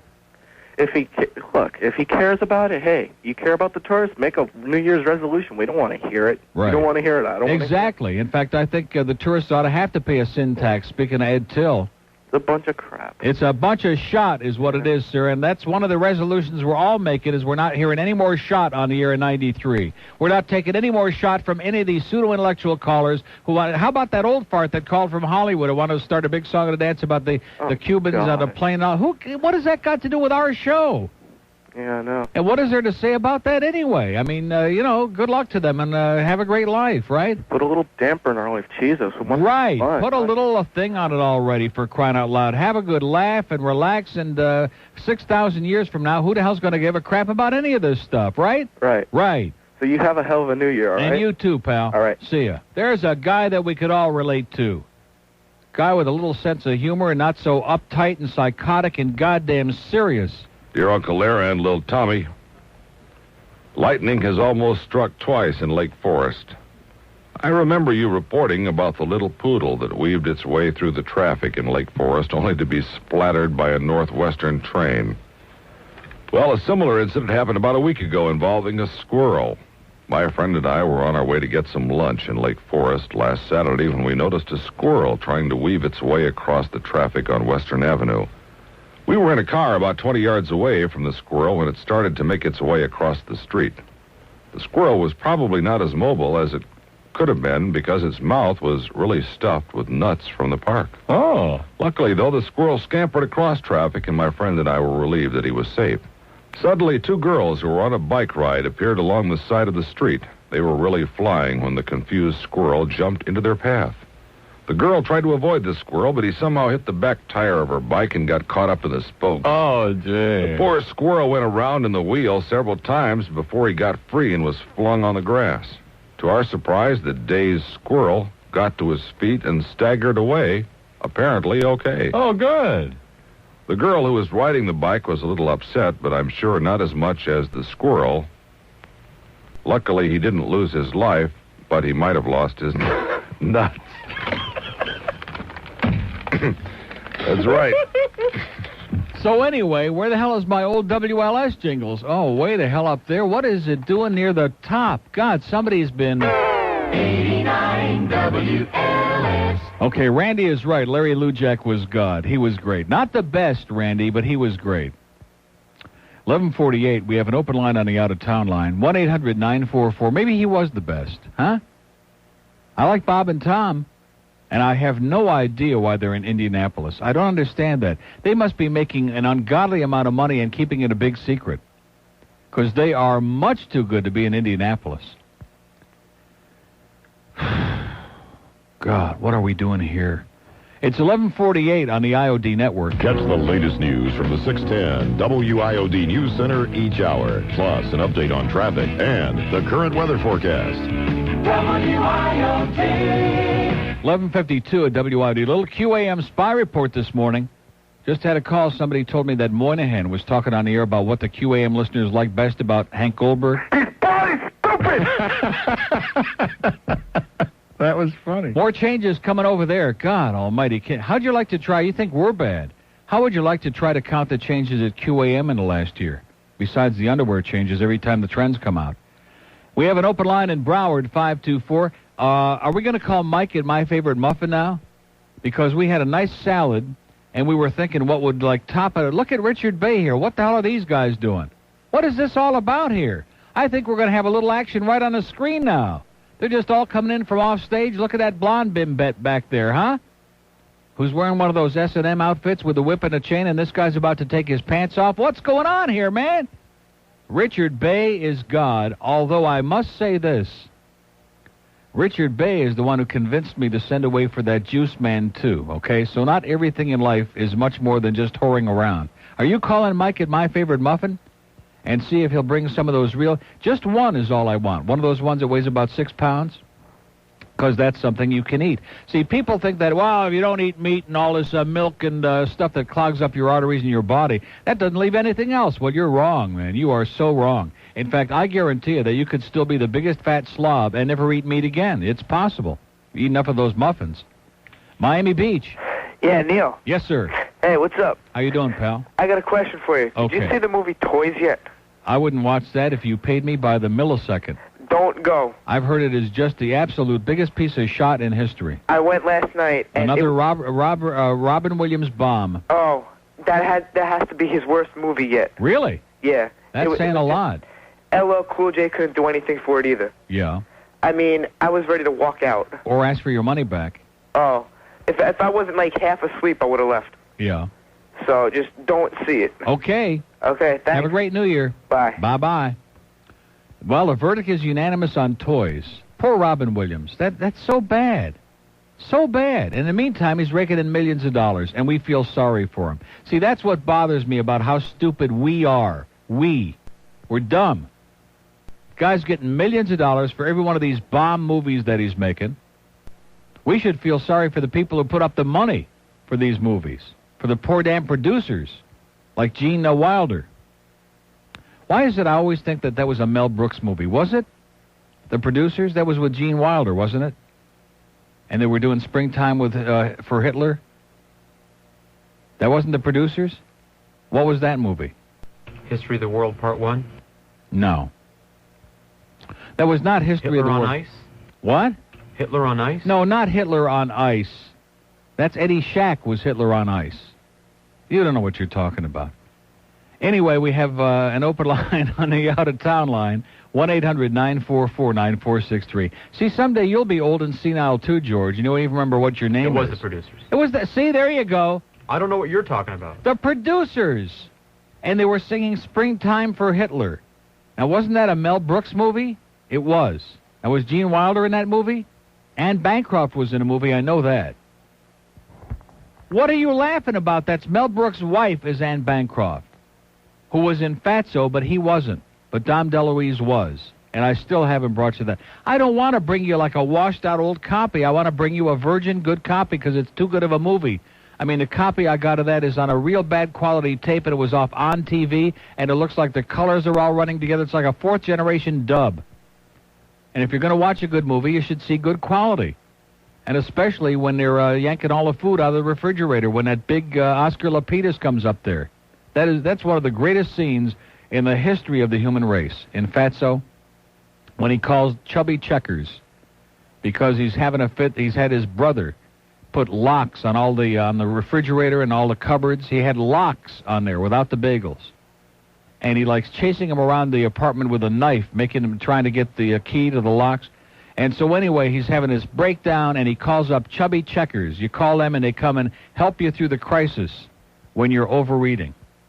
And in comes this big fat guy. His name is Oscar Lapidus, and this other huge fat guy whose name I don't remember at the moment.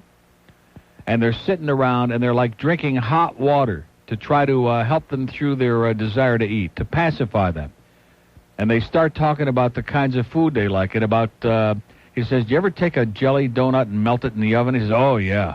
But do you ever take a jelly donut and fill it with a Reese's peanut butter cup and melt the chocolate inside? And they just start talking and talking. And, of course, as a fat person all my adult life, I can relate to it because, God, it's just so true. And before you know it, of course, they're drinking the hot tea, but they're like, want to put honey in it.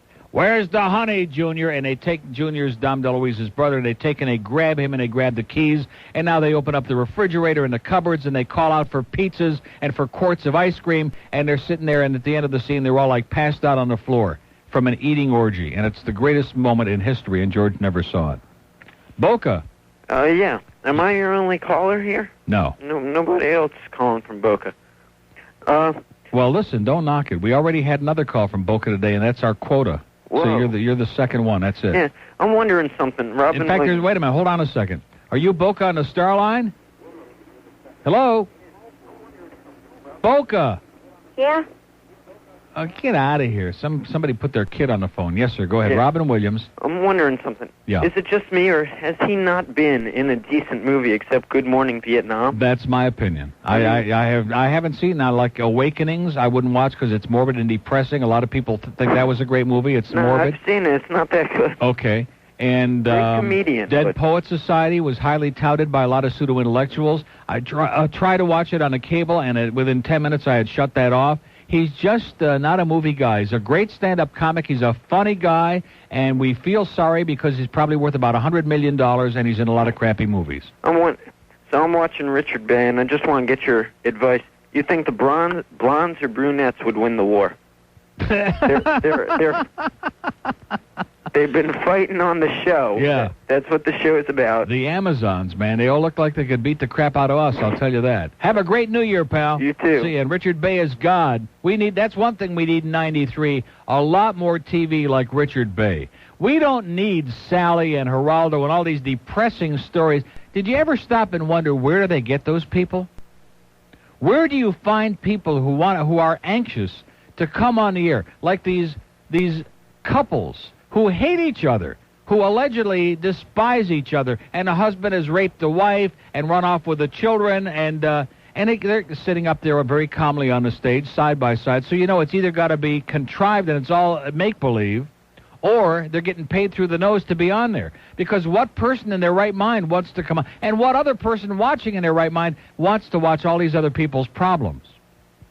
It's like Sally's radio show. It's like Bruce Williams. It's like what's-her-name, all these Joyce Brothers, all these other shows. You notice how long that fad lasted.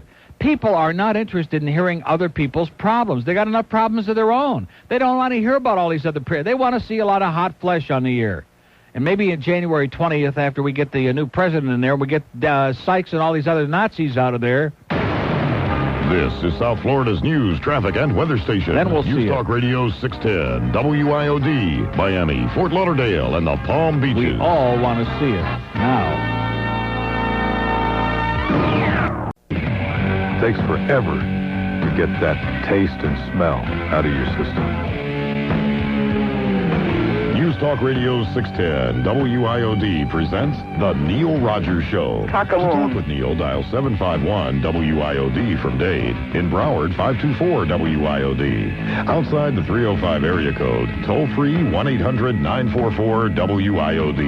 And Bell South Mobility customers make it a free call by dialing star IOD. Now, The Neil Rogers Show on News Talk Radio 610, WIOD. I don't know what it is, but it's moving.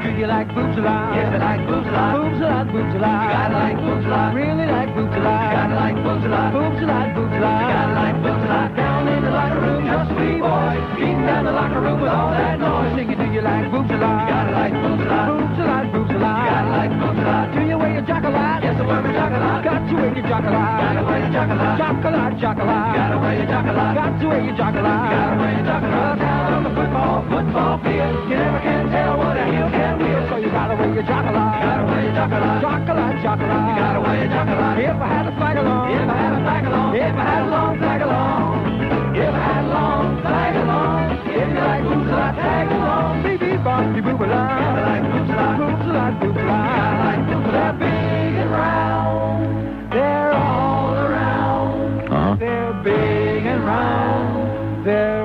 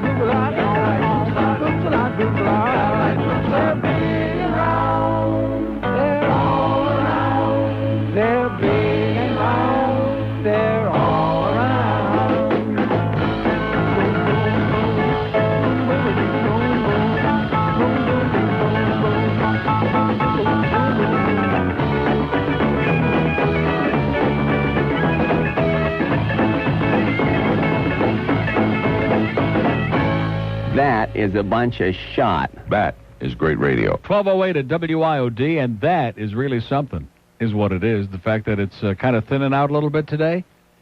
When in doubt, thin those phones out. But I'm not giving any more numbers out, okay? Just that we're here, and if you want to speak, that's okay. And if you have no life and nothing to talk about, just be a deadhead. Or just pretend that you got a bunch of crap to do out there because it's the holidays again. We understand. I don't take it personally. Here's a traffic report in Fort Lauderdale. Neil. Yes. Happy New Year to you. And the same to you, sir. Thank you. I just got off 95 there at Broward Boulevard, northbound. It's closed down. Right. And get this now. On top of the ramp on Broward Boulevard, there is a porker, Fort Lauderdale porker. Yeah. And instead of directing traffic off 95, he's sitting in his car watching all the proceedings. Eating donuts. Eating donuts, drinking coffee. Hallelujah. Well, it's the holidays. Give him a break. Yeah, I guess so, Neil. Cut him anyway, some slack. Happy New Year. And the same to you. No, thank you very much, sir. And good luck. Okay, thank you now. You'll need it. Okay. Open line. God, there's nothing like that great feeling of putting the off button on a mobile phone. Don't take it personally. I'm not talking about the content. I'm just talking about the sound. Oh, God, it's that nauseating. I just don't like that sound. There's just something about it. It's like scratching your thing on a blackboard. Here's a lady in Nassau. Hi, Neil. How are you doing? Hello, Mom. I was trying to call you on the out-of-town line, but I keep getting hung up. Why is that? I just wanted to ask you... Well, wait a minute. What do you mean? You get hung up by what? Yeah. By George? I kept calling and I kept getting hung up on. Well, you can't call long distance. You got to be in Florida to call on that line. Oh, okay. Well, what do you mean get hung up on? Well, the phone keeps... You know what I mean. No, I don't. Well, I just wanted to say you have a great show, and I've been listening to you for a couple of months now. Great. So what do you think about Home Alone 2? Oh, it's my favorite. Well, it's your favorite? Well, it's mine, too. God. In fact, I think that little kid ought to be, like, hung up from a tree somewhere. Wouldn't you just like to beat the crap out of him with a 2x4? Wouldn't you? I would. I'll volunteer. Okay. Have a great New Year, Mom. Okay, you too, Mom. Bye-bye. Okay, we have an open line on the out-of-town line, and 2 and Dade. Dade is off their feet a little bit today. I know that's very unusual for Dade. God, that's our lifeblood. That's our people. That's our paisans. That's our amigos in Dade, aren't they? 751-9463. Home Alone 2. Oh, God, what's it all about? It's all about hype. The whole world is a hype job. Isn't it? That's what the whole goddamn world is about, is a big hype job. Like Lardass. There's another example. There's nothing there. It's the same. You could hear it once. The same old right-wing anti-human with the feminazis and all this. Oh, God. I mean, even if you agreed with it, it's boring. It's ponderous. And Madonna, hype job. Michael Jackson, hype. Hype. Home Alone. Macaulay Culkin. What kind of a name is that, by the way? Besides obnoxious. See, I don't like, there's one word in the English language that I don't agree with.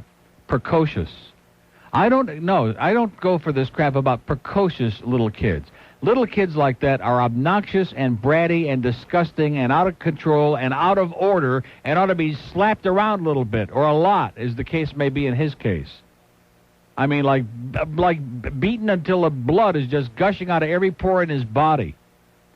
Precocious, yeah. It's like you go into a store and the parents, this is going to be going on for many years now. This is the Dr. Spock, and I don't mean from Star Trek mentality. You go in the store and the kid is like doing his thing, and the parents are oblivious, like they're not even concerned, like, no, don't bother us. He's just doing his thing, and he's like eating candy off the thing, and he's knocking stuff down and ripping people's cart out from under their hand and looking up people's dress. And I got a little upset when he looked up my dress the other day in Winn-Dixie. God. Brat. It was the bag boy, by the way. We have an open line in Fort Myers, right there in the middle of Fort Myers. 1-800-944-9463. 12 minutes afternoon on the amazing WIOD network. Join us this afternoon beginning at 2 for those wild and crazy guys, Rick and Suds. And at 6, it's Sports Talk 610. WIOD. My God, is that thing real? And now, a word about Carol's loving care. Okay, this is a personal message from my sister Kim. You're going gray. Not, oh, isn't this cute? A couple of gray hairs gray. I mean, we are talking major gray. Oh, and you're really getting fat, too. I mean, not just like a couple of pounds. I mean, you're really getting a beer gut, and women hardly ever even get those. You know, that's probably why your husband's been sleeping with his secretary. That or that mustache sprouting on your upper lip. I mean, everybody is talking about it. It's really disgusting. And not an, oh, isn't this cute, I look like Adolf Hitler mustache. We are talking great ape. I mean, children running away screaming. So listen, Kim, do me a favor and don't change a thing, or people are going to think I'm the ugly sister. Carol's Loving Care. There's only so much we can do. Amen. 12:16. Yesterday on one of those insipid shows, I think it was Sally, they had young people on who have had plastic surgery who want to look like one of their heroes, who want to look like somebody else. And it was really exciting for the 3 minutes that I watched. We have an open line in the Lutz line. 1-800-944-WIOD. So how's Mona Lisa doing today? Here's Sunrise. Hello. Hey, how you, Neil? Happy New Year, sir. Happy New Year to you. Bottoms up. I have a song for you. Yes? I want to ask you a question, though, before I do it. Can I say humping on the air? Can you say humping? Yeah. No. You can say something. Something. You can't say humping. Oh, I can't say humping. What is that sound I keep hearing on the phone? You know what that is? It's from the news booth there. Somebody's left that thing open. Not Shut my that thing phone. off. No, it's not on yours. It's our news people again. Keep leaving that damn pot open. And we keep hearing that crap from the traffic assholes. God almighty. That's bad, real sad. That is bad. Yes, it is. So anyway, hump what? Humping, humping, humping. Okay, 12:17. We have an open line in Broward, 524. And one in the over the hump line. 1-800 in at the Okahumpka Turnpike Plaza. 1-800-944-9463. Here's a lady in Miami. Hello. Hello. Hi. Hi, Neil. Oh, listen to the sound of this phone. Does it sound horrible? Do you hear that? No. You can't hear that? I hear you fine. You can't hear that gigantic hum on there? Oh, that's part of the computer, because I work in a computer service. Oh, man, it sounds like shot. Really? Yeah. Well, you get used to it. Okay. What was I going to tell you? You were talking the other week about a movie by, which one was it, Great Santini? Yeah. Did you ever see Lords of Discipline? Lords of Discipline? Uh-huh. Or Prince of Tides? No, neither one. No? Prince of Tides was Nick Nolte, wasn't it? Right, but do I you can't like, stand you Nick like the Nolte. Great Santini? Yes. Okay, well, it's by the same author. His name is Pat Conroy, and it seems to me all his books end up being movies, and maybe you'd be interested in them. They're really good. Lords of Discipline is about what? It's about a military school in South Oh, yeah, I saw that. That was good. Did you like it? Yeah. And it's the same guy I as did the like Great it, yeah. Santini, too, as in Red Pettis. It was right up my alley.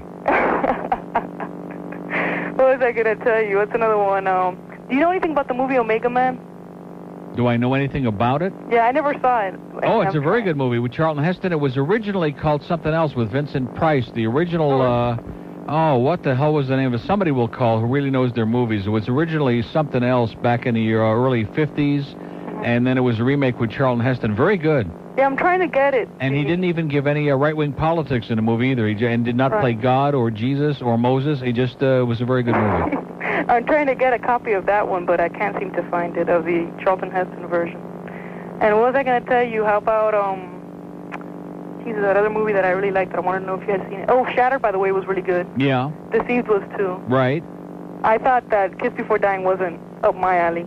No? No, not Why? really. I didn't like the acting. I thought it didn't look right. I don't know. It didn't look right? Yeah, something about the direction. I don't know, something about it just I liked thrill it. me. I Really? thought it was not too bad.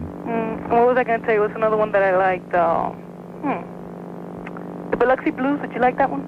Biloxi Blues? Mm-hmm. Was that a Matt Dillon movie? No. Who was in Biloxi Blues? Oh, jeez, what's his name? Tom Cruise? Matthew Broderick, I think. Matthew Broderick? Yeah, it was real good.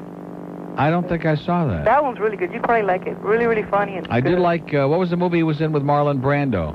Freshman? Freshman, that was good. That one was good. That was good. I could have lived without the lizard, but it was a good movie. Or iguana, whatever the heck. Right, whatever that damn thing dragon. was. Something dragon. He was dragging it. Well, listen, have a great New Year. You too. And get a new phone. Can I call somebody a douchebag? Sure. No, I work somewhere else. Who? A friend of mine, Manny. He's a caramel-coated douchebag. Have a good one. You too. Bye-bye. Ooh, God, what a good feeling getting that noise off the air. She was a great call, but a crappy phone. Oh, man. It's like pain. It's like pain. It's so good when it stops. That's what Sally says. We have an open line in Dade, 751, and one on the out of town. So what was the Vincent Price movie? Did anybody call in yet?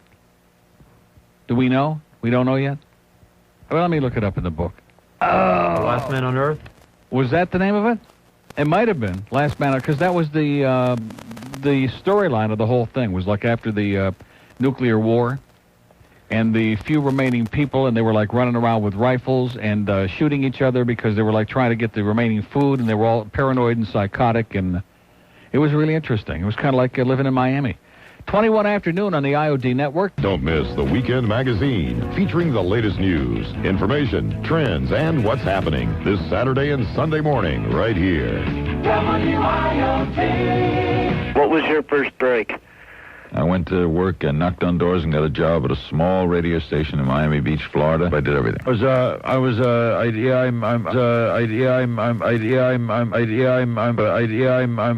did the board, I did jock, I did sports, I did news, I did everything. Cleaned up, I did everything. I don't have a bone spot. 1225 at WIOD. So I'm looking up in our book, The Omega Man. It says, realistic version of a novel which was about vampires taking over and was previously filmed unsatisfactorily as The Last Man on Earth. However, I look under The Last Man on Earth. It's not in the book, but I do remember that was with Vincent Price, and it says it blew and it was bad, and etc. We have an open line at Broward, 524, and one on the Star line at Star IOD, Morrill Springs. How you doing, Neil? Okay. How are you? Just waiting here, biding my time to go underneath surgery at 6 o'clock. For what? Nothing like you went underneath a couple months ago. I broke my ankle. I got to get some pins in it. Oh, well, no sweat. So you sure take the edge off of it. Well, that's great. But that's what we're here for, is to take the edge off. Omega Man was originally I Am Legend. I Am Legend? Yeah, Richard Matheson's science fiction. Well, let me look that up. I Am Legend? Yeah. Here was I Was a Male Bride. No, I'm looking it up myself. Here's I Melvin. I Am Camera, I Am the Law. I Am Legend. I Am Legend is not in here. It says, visually striking but unsatisfactory second filming of Richard Matheson's science fiction thriller I Am Legend, involving frenzy of a man. Well, what kind of a lousy book have I got here? This book blows, man. I have Leonard Maltin's TV movies and video guides. I have Hallowell's film guide from about 600 years ago that Roger stuck in here, and this thing I wouldn't wish on Hitler. It's terrible. It does say at the end, Heston is superior to Vincent Price, who had a role in The Last Man on Earth. Yeah, because I saw it. I saw both of them. And Omega Man is much better, no question about it, and it's much more modern, and it's newer, and it's very depressing, and it's very good. It is depressing. I know it is. Because it hits at the root of human nature and about how basically barbaric and grotesque and selfish and hostile, etc. we are, and who the hell wants to be reminded about that? That's right. It sounds like Charlton Heston's like life. I said, it sounds like you're living in Miami. Yeah, exactly. Listen, no requests or nothing else except to tell you you're the best on radio and have a good New Year's. And you too, and good luck with your thing. Thanks a lot, Neil. See ya. Bye. There's a guy's getting his thing operated on. We have an open line in Broward, 524-9463. We have 75 free tickets to not. Well, that usually works in Broward. We might just have some tickets here. Like for the playoff game, huh? There you go. Playoff game, 4 o'clock a week from Sunday. We don't know who we're playing yet, but we sure hope it's San Diego with their injured quarterback and their mediocre schedule. Davey. Hey, Neil, Happy New Year's Eve. And the same to you. Happy Erev New Year's Eve. All right. Hey, Neil, that guy that called you about 4 callers ago with the pig report from Broward Boulevard. Yeah? What he forgot to say is, it was on the news last night that there was about 18 cars that were hit with rocks that were thrown from there. Right. Did you see that? Yeah. And did you see who one of the 18 was? No, I didn't see the thing on the that had Mr. Ego on there. I didn't see that one. That's who it was, yeah. Yeah. No, I think he did his in a parking lot at home. You think he just... I wouldn't be surprised, scam some probably just took a boulder and jammed it through. They get some publicity, you know. Yeah. Hey, Neil, I'm a season ticket holder. I called you about 2-3 weeks ago, right before the Raider game. Yeah. We sit in section 444. Those are pretty good seats. Like I said, man, we only give out the very best on this show. It's like right on the 30-yard line, and the guy's on the Dolphins side. It's like and the right guy is in row 1. Oh, that's even better. How can you beat that? No, you can't. Those are really good seats. He's going to really enjoy the game. Yeah, right. Penn State and Stanford. Yeah. Well. Well, isn't that Bill Walsh? Yeah, Bill Walsh and Paterno. Well, hell, who cares about Paterno? Bill Walsh, man. Go Penn State. Yeah. Knock their ass out of the ballpark, man. Just to get even with that obnoxious Bill Walsh that hates the Dolphins like poison. He does. He never has anything good to say about them. Right, or anybody else except himself. That's right, or the 49ers. Right. Hey, you think Clayton's history after this, or what? Yes. Bye-bye, Mark. All right. Adios. Take your Rehnquist and go to another locker room, man. Get out of our face with your big fat mouth. I'll tell you one thing. You know who made one of the big catches on that last drive when we tied up the game? Tony Martin, man. Tony Martin, when the chips are on the line, when your thing is on the wood, Tony Martin is there to make the big catch and do the number. He's been playing real good for us. Who's the one that, now granted, Clayton did score the first touchdown in the Jets game, but who's the one that scored the touchdown late in the game that should have tied it and we missed the extra point? Tony Martin. All right. There you go. Coming across the field, he made that big play when he needed it. Bye-bye, Mark. See you, Mark. Right. Thanks for the memories. You bet. Okay, Neil. Just want to say Wayne, Rick, and Kook, you're all douchebags, and Neil, you're the greatest. Have a great New Year's. See you. Bye. Open line in Broward, 524. We got some tickets here. We don't have any tickets, okay? We have no hockey tickets. We have no bowl tickets. We have no playoff tickets. We haven't got squat, okay? But if it encourages you, if it motivates you to get off your dead ass and stick your finger in that little in your apparatus and twirl it around a little bit, then do it. That's what we're here for, is to motivate you, to stick your finger in that apparatus. Here's a mobile in Pembroke Pines. Hey, how you doing, Neil? Pretty good. Happy New Year, sir. Oh, same to you. I was going to point out, I don't know if you knew, but the Great Santini was also released. The Ace. Yeah. That was the first name of it. It was in the movies. It was a bomb in the theaters. And then they changed the name to the Great Santini, and it became a cult hit on videotape. Imagine that. I don't know why, because it was a tremendous movie. I mean, Robert Duvall and what's her name that played the wife? I can't think of it. She's always plays that kind of bumpkin southern. She was great. It was just and the even son was great too. The son was great. What the hell is his? Oh, I don't know his real name. Oh, geez. And then all of a sudden he got like real hillbilly Yahoo. He played in that movie where he played the ball player for the Braves. Remember that? That was a depressing movie. No, I don't His name is Michael O'Keefe, isn't it? Michael O'Keefe. Oh, I think now that you mention it, I think that's right. He played a baseball player, and that was such a depressing movie, and he got divorced, and it was, and he looked so bad and disheveled, and he just keeps looking worse, and he's got the Davy Johnson syndrome where his face is falling apart, you know? I realize. But Great Santini was outstanding. I realize they're like that. We don't need to see that in the movies, right? No. I think that Sam Donaldson's hair is really just, he greases it down and combs it in a funky kind of way, I think. How about his hair? That too. Yeah. Could be. Yeah, I think he's greasing it all right before he slides down it. Do you have any other learning to spell with Donnell besides, I've heard Mr. and I've heard Lawnmower and Benign. Benign. He's Donnell Jackson's God. He is the best. We'll dig some up for here today. I would really appreciate it. Have a great New Year. Same to you. Bye-bye. Take it easy, Neil. See ya. Learning to spell with Darnell. I be Darnell Jackson. He's going to be on Hot 105, by the way, Darnell Jackson. Instead of Malo in the morning, as in Mui Malo. Oh, God, Malo. Let's play that NBA thing, okay? Come on. Where is it? I mean, I don't know if he did this or not. I really kind of... Danner. Huh? He what? Blythe Danner played in the Great Santini. She's good. She is a real good actress. And she was in some other movie where she played with that cornpone accent, you know, that real southern cornpone. I don't remember what that movie was. Maybe it was one of those made-for-TV movies. I think it might have been. But she is really a great, great actress. I'll tell you who else I like in kind of a kvetchy way is Seda Thompson from Family. She's a good actress.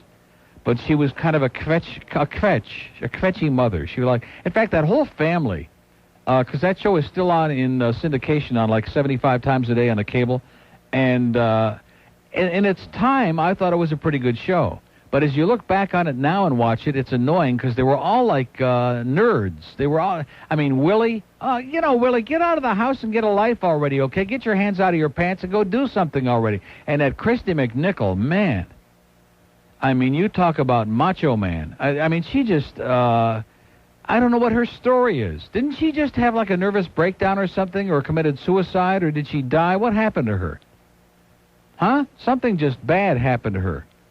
Like she separated from her girlfriend or something. I don't know what the... And then the husband, James Roderick, or is it Broderick? James, something like that. He's also a good actor, but he was almost like Ozzie Nelson, although he did have a job. He worked in the newspaper or something, but he was always too busy being a jerk to go to work. And then he went blind for a couple of weeks, and he was running around like in circles. And then all of a sudden it was like, oh, well, it never happened. He's okay now. We put a few eye drops in there, and he's fine now. Young men running up and down courts. I love young men. Oh, and then there was the older sister, too. What the hell is her name? Oh, talk about Meredith Baxter Burnham. Oh, Meredith Baxter. Put her on a gurney and wheel her downtown. Oh, God. Talk about screwed up relationships. See, you watch that show enough, and it makes you so neurotic that you just give up on life. I mean, just nobody can even be happy for like 3 seconds. They're always And then that little adopted daughter, that little bratty, talk about precocious, kicker-in-the-ass kid, who came along late in the show, and oh, man, just obnoxious and loud and disgusting, and made you even almost like Christy McNichol. I say almost. Wearing really tight shorts, they're so sweaty. And then Meredith Baxter on the gurney's husband. I forget, the one with the frizzy hair. When they jump through the air and they don't have on underwear. Hey, hey, NBA, it's time again for some NBA. Can't wait to watch them all play NBA. So just as we'll always have with which to remember Mitch Lewis by, we'll always have they're big and they're tall. to remember Malo by. Gonna watch them play ball. I'm so happy that it's football. It's time again for some play. You're out, man. You're dead meat. You're history. That show is gone. NBA. Trust me when I tell you. They're big and they're tall. Gonna watch them play ball. I'm so happy that it's football. It's time again for 1236, we have $92,969 in our ever-growing, rapidly rising Camillus House total. We're doing it. We have a toll-free number for you. If you want your apparatus, you can get it. Look at that. There is Mike from, My Favorite Muffin in Aventura Mall. And he's got a bunch of crap. And look at that, Steve from Engineering just happened to follow Mike in the door, which means one of two things. We have an open line on the Star line at Star IOD. What was I just starting to say before I saw the food? Yeah, that's just one big muffin, and you're going to sit on it. You're going to sit on it, Steve. Thank you, Mike. What a guy, man. Isn't it amazing that we called you out of a sound sleep and brought you in here on this day before New Year's? Okay, you are quick. That's the rumor. 1236 on the IOD network. Hear Chuck Meyer, Joey Reynolds, Tom Hopkins, Jim Mandich, and Randy Rhodes each weekend, right here. WIOD. I am an imbecile.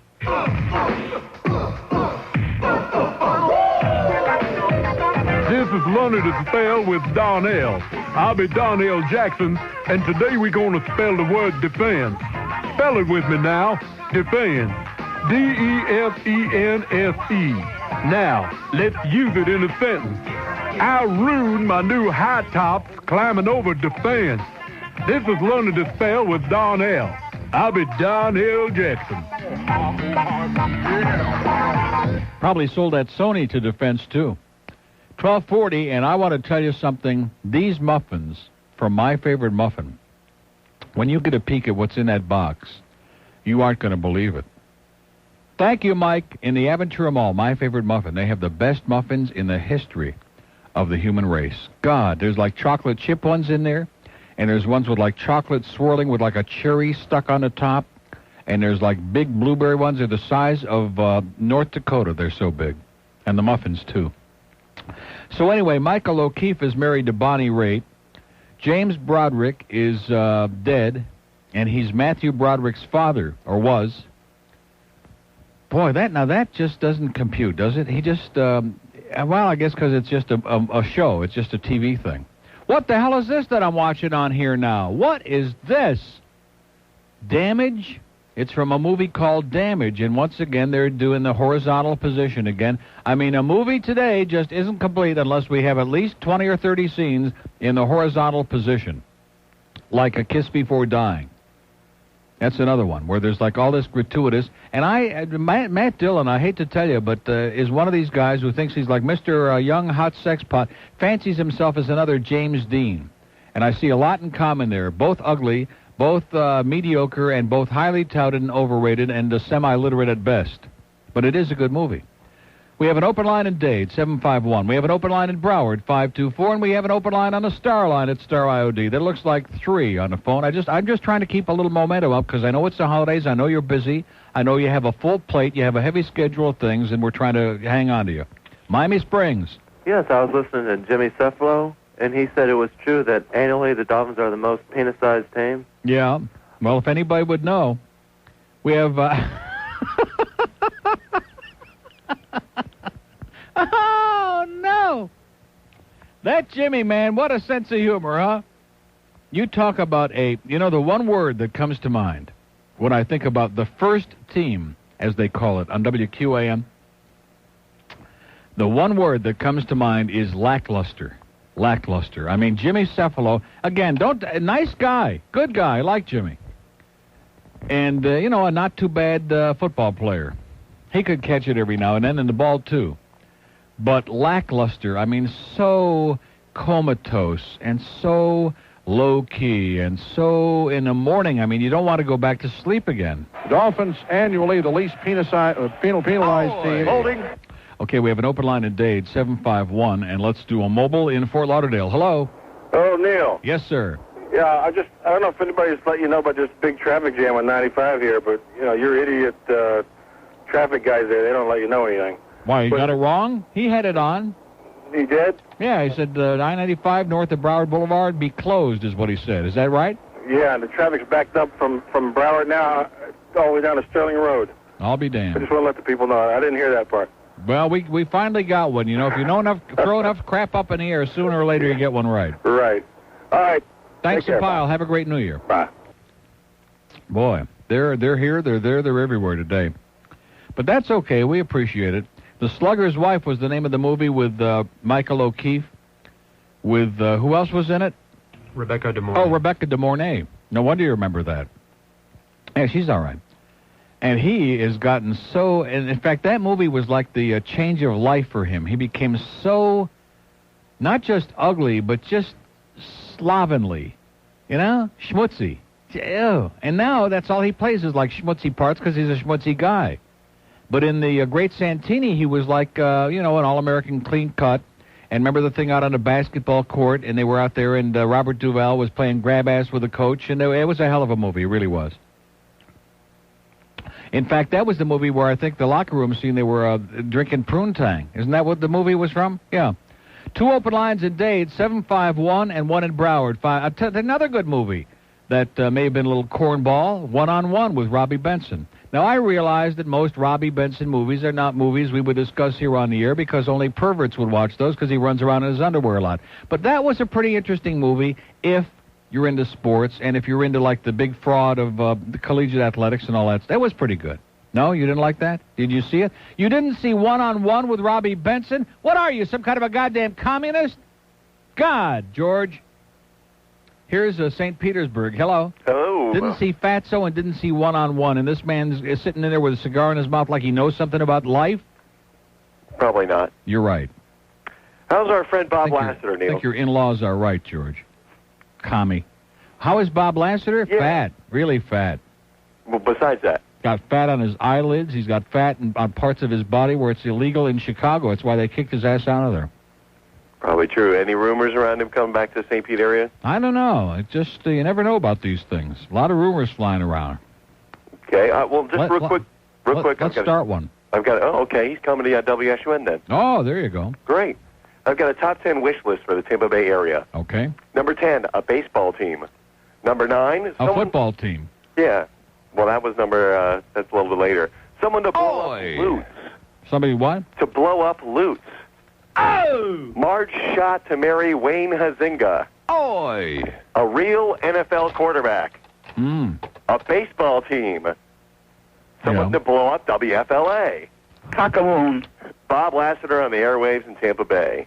Oi! A hockey arena where it seats more people than... Wait a minute. Just a second. See, well, you caught me short here, okay? I'm eating my muffin. I'm minding my own business. It's almost New Year, and I'm not prepared for shtick. Okay, let's go back to Bob what? Bob Lassiter back on the airways at Tampa Bay. Yeah. Yeah. A hockey arena where it seats more people than cows. Oh! A baseball team. And major raspberry enemas for the management of the Suncoast Dome. Okay. Hey, and one last quick thing. Vinny Testaverde, you're a huge, dripping, disgusting, pus-filled, smegma-smeared, enema-loving douchebag. Oh! Thank you. And Happy New Year, Vinny. Yes. See ya. Yeah, that Vinny Testaverde. In fact, I heard Defoe last night talking about that UM-Tennessee game, the bowl game a few years. How long ago was that? Not too long ago. And how Vinny threw like another major interception like he always does and got buried, and how they buried Miami and all that good stuff. I kind of enjoyed hearing about it. We have an open line in Broward, and two in Dade, and one on the out-of-town line. That looks like 1, 2, 3, 4. Not good. Not good. 1247, don't forget we're going to be doing our thing at the New Year's Eve celebration at the Big Orange thing at Bayfront Park, 8 p.m. to midnight. We'll have a booth there with all the Camillus House stuff. You can bring your Visa or MasterCard or cash or checks or whatever. We'll have all our stuff there for you to raise tons of money. And Randy's going to be doing her show live there on Thursday night. And Rick and Suds are going to be there in the afternoon. And then again at night as Glutons for Punishment. They're coming back from 11 to 12:30 in the morning to help you ring in the new year and get wasted and all that other good stuff. So be sure and be there. It's at the 610 WIOD stage at the Winter Wonderland area in Bayfront Park, 8 p.m. to midnight on Thursday. 1248 on the IOD network. Coming up tonight at 8, following Sports Talk 610, it's the Randy Rhodes Show, right here. WIOD.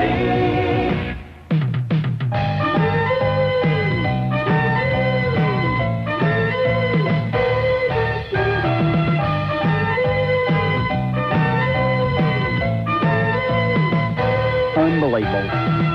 Every year we get Canadian tourists coming all at one time. And it wouldn't be quite so bad if they would learn to drive. Out on the beach you'll see Canadians who weigh 300 pounds. They run around with the Speedo on and their puppets hanging down. They old, they cheap, and they ugly. Yeah, they're old, they're cheap, and they ugly. Yeah, they're old, they cheap, and they ugly. I got to tell you, this muffin that I'm eating is so good that I had like 2 accidents during the break. I cannot begin to tell you.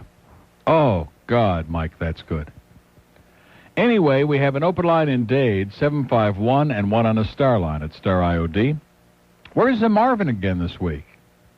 He's on vacation again? Still. Well, what do you mean still? He took 2 weeks. He has still pictures? Oh, it's still pictures that he's got. I thought maybe it was movies. No, I knew he had to have some kind of pictures. That's the only reason he's here. I mean, this guy has got like about 75 weeks a year vacation. I don't understand it. He gets more vacation than the guys whose show he works. I don't get that. Have a muffin, Alex. Yeah, in fact, there's one with your initials on it, ML, Mona Lisa Muffin. Here's Tampa. Hello. Hey, Neil. Happy New Year, pal. Hey, what's happening? We're doing it.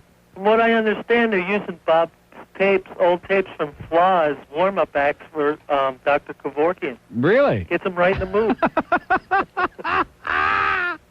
Oh, I love it. Yeah, Bob can slow you down. Just a little bit, yeah. Yeah, but he's good. He's great. He's great. He's just a little comatose, that's all. You keep bringing this movie up, and I just was compelled to call you about Fatso. Yeah. You know, that movie is superb. That one moment is superb where they go, get the honey, Junior. Oh, yeah. That guy that looks like the state of Rhode Island takes the cupboard off the wall. Yeah. That is a real special celluloid moment. Get the honey, Junior. Another one in that movie is when he goes to get his nephew's ice cream cake.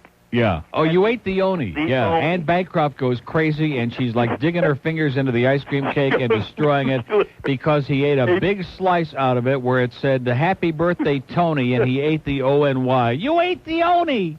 and she goes nuclear. That's Yeah, super. she's great. Anne Bancroft is just... can you imagine being a fly on the wall in that house with Mel Brooks and Anne Bancroft? I mean, what a pair that's got to be. That has got to be one happy couple. Boy. And another movie that I liked, that it's fairly obscure, didn't get really that good reviews, was Wise Guys, with Piscopo and Danny DeVito.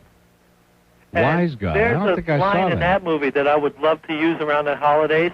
He goes to see a relative in the New Jersey shore Yeah. to bail him out or whatever because they screwed up. It wasn't one of those nouveau riche that Ed Till was talking about, was it? No.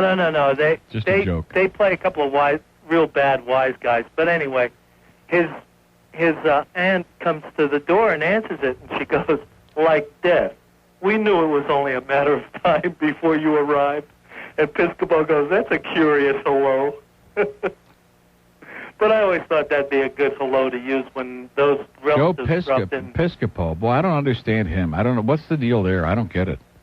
He had that little while on Saturday Night Live where his big thing was taken off on the King, and then that was it. Yeah, and then he did all those beer commercials. But I mean, what is his claim to fame? I don't see anything there. No, it's kind of like Jay Leno. I don't know why people are surprised that Jay Leno was bombing, because I never thought he was funny in the first place. He just really a mediocre talent at best. And they try to build him up to be something that he's not, and then they can't understand why he fails. I don't understand that. And he should be, I think rightly so, he should be nervous because I think NBC is going to hang on to Letterman. But how can they afford that? How the hell can they afford it? And how can CBS, listen to me, how can CBS afford to offer him that money? They just lost $1 trillion on baseball. I mean, they took the pipe on baseball. They did. Oh, man, have they lost their ass? Big time on baseball. Yeah. I laugh every time I. So how the hell can they come up? I mean, don't you remember just a couple of years ago when CBS had all the cutbacks and they closed up their bureau here and all over the country? They closed down all these bureaus and they fired a lot of really good people. And in fact, who was the little guy with the white hair? Fred Graham. Well, he's now on fired everybody that was anybody. But Fred Graham was good. He was like had a Texas hillbilly accent, but he was a good reporter. Now he's on court TV. But I mean, they fired like a whole bunch of people to make cutbacks because the economy sucked and they were dying over there. And now all of a sudden they got like millions for baseball and $20 million for David. I think they're hiding it under Dan Rather's mattress or something. Which everybody says, it keeps crying about the money that the baseball players get, and they keep getting, the athletes keep asking for, and they keep spending the money.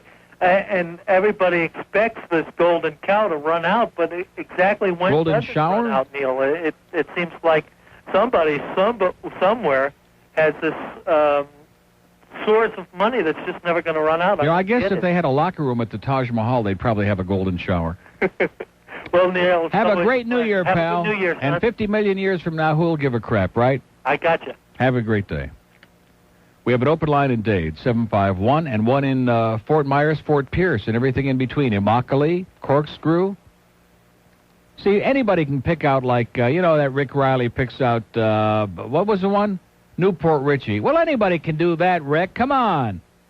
I think that he stole my road map yesterday, and that's how they did that. Because all of a sudden, everything that I had in here has disappeared, mysteriously and suspiciously.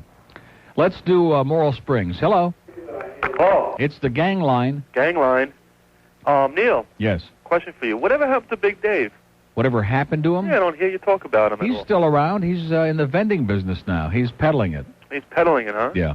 Oh. He's still okay. He needs a haircut, but other than that, he's all right. Oh, that's good. He lives in my neighborhood. Oh, uh-huh. A couple of blocks away. Oh, he's still taking Beth for rides in your car or what? He's doing what? Remember Beth, the girl Beth, that Dave used to always wander off with? Beth? Beth, yeah. No, I remember Jill, and of course I remember Kim. He lived with Kim for like 4 years, and then of course they just split up again for the 85th time, but that won't last long. And Beth, yes, now I do remember Beth. Crazy Beth. He gets around. Yeah. He gets his share. Kind of like you. Yeah, right. Anyway, that's what I wanted to know. Well, now you know. Inquiring Hines want to know. Have a great day. You too, Bob. Open line at Broward, 524, and one on the out-of-town line. Come on, let's get with it there, man. Let's get going in Punta Gorda. Now, they did do Punta Gorda. Now, we had success with that one day. Remember that? But it was a guy driving through because nobody there is under the age of 100 and can't get to the phone even if they would listen to this crap. 1-800-944-9463. 1-800-944-WIOD. If you're in Punta Gorda, if you're in Port Charlotte. Boy, we have never had a call from Port Charlotte, have we? Port Charlotte line. Robbie Benson is the Lord.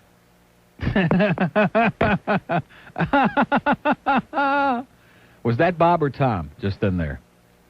You know, I hope that that Tom Velveeta, speaking of Bob and Tom, I hope Tom Velveeta, I was talking to him this morning before the show, and he must be doing heavy-duty drugs or something. He was so happy, he was like spitting and puking and choking over the phone. Something must be going on over there. They must be doing at SUN a lot better than we know they are. They must be actually selling a few spots, which for them would be a miracle. Because they have that Cox Broadcasting sales approach. Like they go up to the client and they say, you wouldn't want to buy any spots, would you? No, I didn't think so. That's the whole approach here in sales.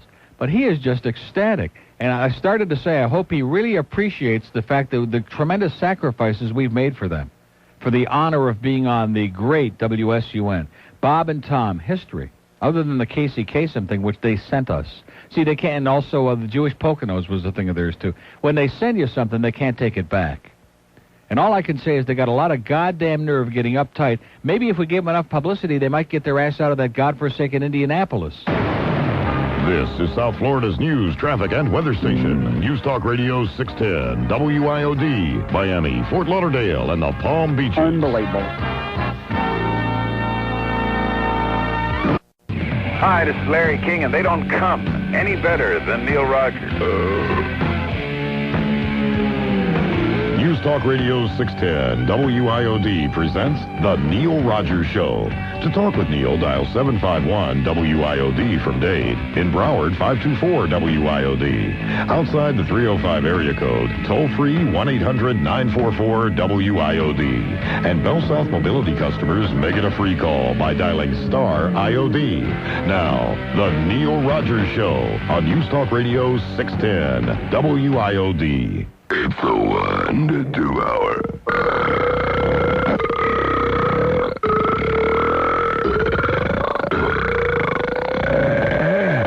Who knows the value of X? Miss Duncan. Hi, I'm Sandy Duncan for Perky Learning Centers. When I was in school, the American education system was terrific, and I still had trouble with algebra. That's because I wasn't very bright, and I only had one eye. But that didn't matter, because I was perky, and all my teachers really liked me. Today, with up to 40 kids in a class, it's hard to get noticed, let alone to be teachers' pet. That's where Perky Learning Centers can help. Perky teaches your kids how to suck up, kiss butt, and make dimples when they smile. Call Perky Learning Centers, P-E-R-K-Y, or I, or something like that. I wasn't very good at spelling either. For Christ's sake, I only had one eye. Oh, speaking of Mitch Lewis, by the way, we'll also always remember... I have no prepuce. There you go. We got a whole bunch of crap to remember Mitch by. Wait a minute. Let me just do something here. For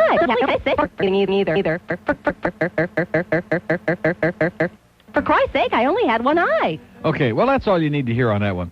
107 at WIOD. We have a couple open lines. They're in Dade today. Dade is... one more time. You're right. But it's spelling either. For Christ's sake, I only had one eye. Okay, Sandy, we get the picture. We can see it. So you know what I'm watching now? Family. What channel am I on here? Just a second. Oh, it's on WOR. Every day at 1 o'clock. It's because, why watch Santa Barbara anymore? It's going off the air any day, and it's going to be very depressing. And all the good people are dead except Rafe, and they got him all like bandaged up and covered up anyway. So why waste your time? So I'm watching Family. And there's James Broderick driving the car, which is quite a trick because he's dead. And there's Seda, who's got that, she's got always that look. Always that, like, kind of constipated, I haven't had a good BM in years, and I'm really worried about it look. And he's got a real sour puss on his face, and they're driving it. Okay, let's go to Hollywood. Hello? Hollywood. Hello? Yes, sir. Neil, how you doing? Great. Happy holidays. And Happy the same New to Year. you and yours, and et cetera. There we go. Uh-huh. That'll work. Okay, I got some material for you, too. Yeah. But I'm going to go before that. Okay, this is a request. I'm not smoozing for no tickets or nothing. Good, because we don't have any. I know that. I've been listening. Got some muffins, though. Boy, are they Okay, good. you know that God. one for just $95, I believe it is? You can become Jewish? Yeah. This is for my sister-in-law, and can you get that on before you go off? I beg your pardon? The Air. You know something? I haven't played that in ages. I know. They didn't get rid of it, I hope. Well, that's what I just want to check, because I don't like making any promises, and then you sit there and you say, oh, boy, he's going to play it, and then I don't play it, and you're all sitting around there bitching me out. I've got a long tape. Okay, well, while you're talking, I'll look for it, and the cart, too. Okay, can you still hear me? I know you can. Yeah, I hear you. Okay, you've heard that song, Steam? Kissing Goodbye? Oh, yeah. Okay, this is for all our Canadian friends, which you love, and especially the French ones, where it goes A, goodbye. Yeah. You can have some fun with that. Oh. Too bad we don't still have Mitch Lewis here, or somebody creative to do something like that. He'd have it on the air before 2 o'clock. There you go. I'm not going to call nobody a douchebag or nothing like that. Well, wait a minute. What's the name of the thing I'm looking for? The you can become Jewish for $95. Earl Strites' well, I'm just trying to figure where the hell I would have put it in my great system here. Maybe But I'll find it. It's in here. Trust me. Maybe under J? Under J for Jewish. I don't Have know. a great New Year, pal. Okay, thanks, Neil. Love See you. Bye-bye. Bye-bye. Earl Strites' thing. We haven't played that in a long time, I think. Since Tisha B'Av, we haven't played that. Since we came out in Fort Myers. We don't want to play too much Yiddish stuff. They get very upset about that. They start getting their sheets out and getting real psychotic. I don't know where the hell that thing is.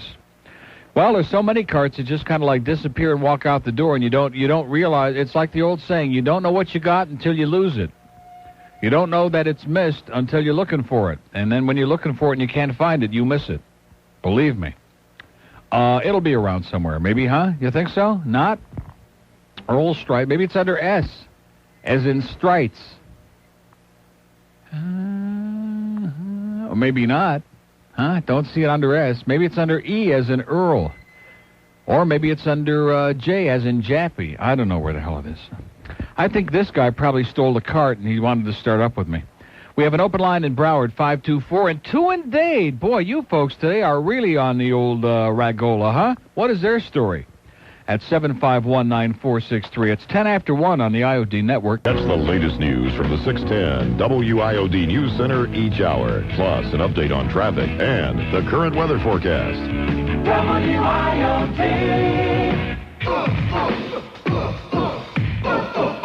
This is Learning to Spell with Donnell. I'll be Donnell Jackson, and today we're going to spell the word delight. Spell it with me now. Delight. D-E-L-I-G-H-T. Now, let's use it in a sentence. When I goes to sleep, I always turns out delight. This is Learning to Spell with Donnell. I'll be Donnell Jackson. I'll be darned, too, because Earl Strites is long gone, disappeared, probably misfiled somewhere, or it just walked out, and this guy that called is the guy that took it, probably. We have an open line in Broward, 524, and Dade is just bizarre today. I can't remember any day ever that we've had this in Dade County. We've had it in Broward a lot, but there was a reason for that. We don't know what it is yet.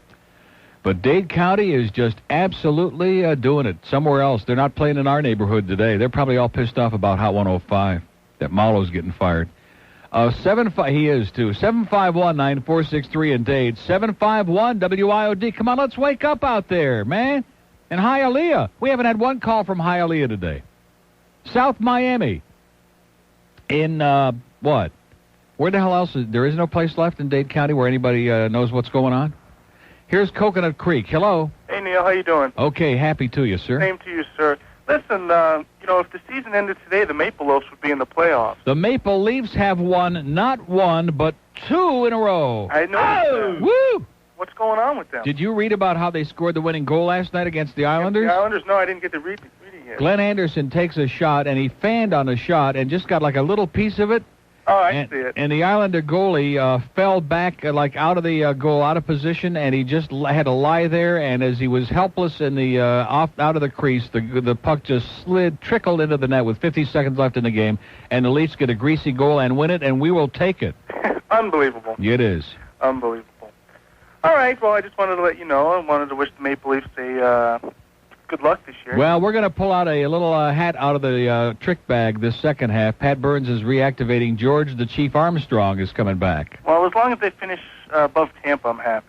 Well, right at the moment, what do you got, about 4 or 5 points on them, 6 points? 5 points ahead of them. 5? 5. Like I said, we got a long way to go. It's pretty respectable. Yeah, right. Have a great New Year. You too, sir. See ya. Open line in Broward, 524, and 2 in Dade still. What's going on there in Dade? Hialeah, North Miami, Miami Shores, Biscayne Park. Oh, my God, you can't even begin to... Homestead, Naranja, Pirine, Cutler Ridge, West Miami, Sweetwater, God, we're at Little Havana. Huh?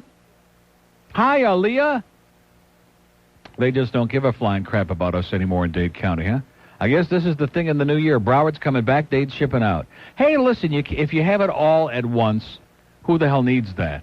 And look at that. There's Kate is in the back seat of this car. This is a driving family show today. They're all in the car the whole show. And she's in the back seat with little baby, and you just know they're going to get in some big wreck. You can just tell any second they're going to get in a gigantic wreck any minute. And there's Willie is on the phone. Well, that's good. He's at least doing something a little more animated. He's such a deadhead, that Willie, you know? Just a bump on a log. Here's West Palm Beach. Hello. Hey, Neil, how you doing? And got a frizzy haircut, too. Pretty good. Happy New Year to you. Hey, listen, man, I just called to say goodbye and to thank you for the entertainment you've been providing me with over the years. Goodbye for what? Forever? Well, I'm moving to Anchorage. Jeez, then it is forever. Why the hell are you moving to Anchorage? Have you taken leave of your senses, sir? No, there's a big radio opportunity up there for me. A big radio opportunity in Anchorage? Woo! Well, you know, you got to do what you got to do. And you can here in West Palm or Miami, they don't have radio opportunities. They don't have radio here in West Palm. So you're going there to work in radio in Anchorage? Yeah. Doing what? Power 102, it's a CHR. I'm going to be the afternoon drive. A CHR in Anchorage, Alaska. How the hell can you go wrong? How many stations have they got in Anchorage? They've got 19. 19 stations? Can you believe that? Woo! Oh, man. Holy crap. But, you know, they don't have any here, and it's just, I've been getting so sick of it, and there's no decent jobs anywhere else. So I don't blame you. You know, getting the hell out of it. Well, I don't know, though, but Anchorage, have you ever been up there? Did you go there at all, or is this I've never been in snow before. Never been in snow. Well, you know, one thing I've always said, if you're going to get into something for the first time, like dive right into it big time. Don't just beat around the edges. Just jump right into it. Damn right. Right. All right. You'll be back in 3 weeks. I'm telling you. Well, probably so, but I'll probably be back in 3 weeks just because I miss you guys. Right. There you go. That'll be a good excuse. Hey. Keep it in mind. Good luck, pal. Thanks a lot, man. Have a great life. See ya. Bye-bye. Oh, God. What a maniac. See what this business does to people? So Earl Streitz is gone. I just, you know, I'm not paying any attention to what these people are talking about. I'm just... What is... Last year's best of. Huh? Oh, and we got the short cord on here today, too. I'm going to tell you, this Mitch Ween, we got to do something about engineering in this place. They absolutely blow, those guys.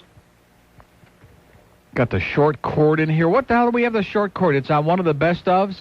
Do we have it in the building? You don't know. How about in that closet in there? In Halcyon's closet. Is that room open? Is it locked? Well, during this upcoming break, I'll go and check in the closet and see who's in there. I'm not going to say a word, okay? I know we have a lot of very sensitive, juvenile people in the building, and I'm not saying anything about it. We have an open line in Dade, still again, one more time, in Aventura, 751-9463 in Dade on a very, very untypical Dade day. 121 on the IOD network. Join us this afternoon beginning at 2 for those wild and crazy guys, Rick and Suds. And at 6, it's Sports Talk 610. WIOD. Damn it. So here's the good news and the bad news. The good news is, guy calls in and says, you know, that Earl Streitz's conversion thing, it's on last year's best of. Neil, I got it sitting right here. I'm looking at it. So George and I rush into Halcyon's broom closet in there, and we're looking and looking, and here's a 91 Best of Neil CD. And we open it up, and I bring it in here, and I'm looking and looking, and here's the bad news. It's not on here.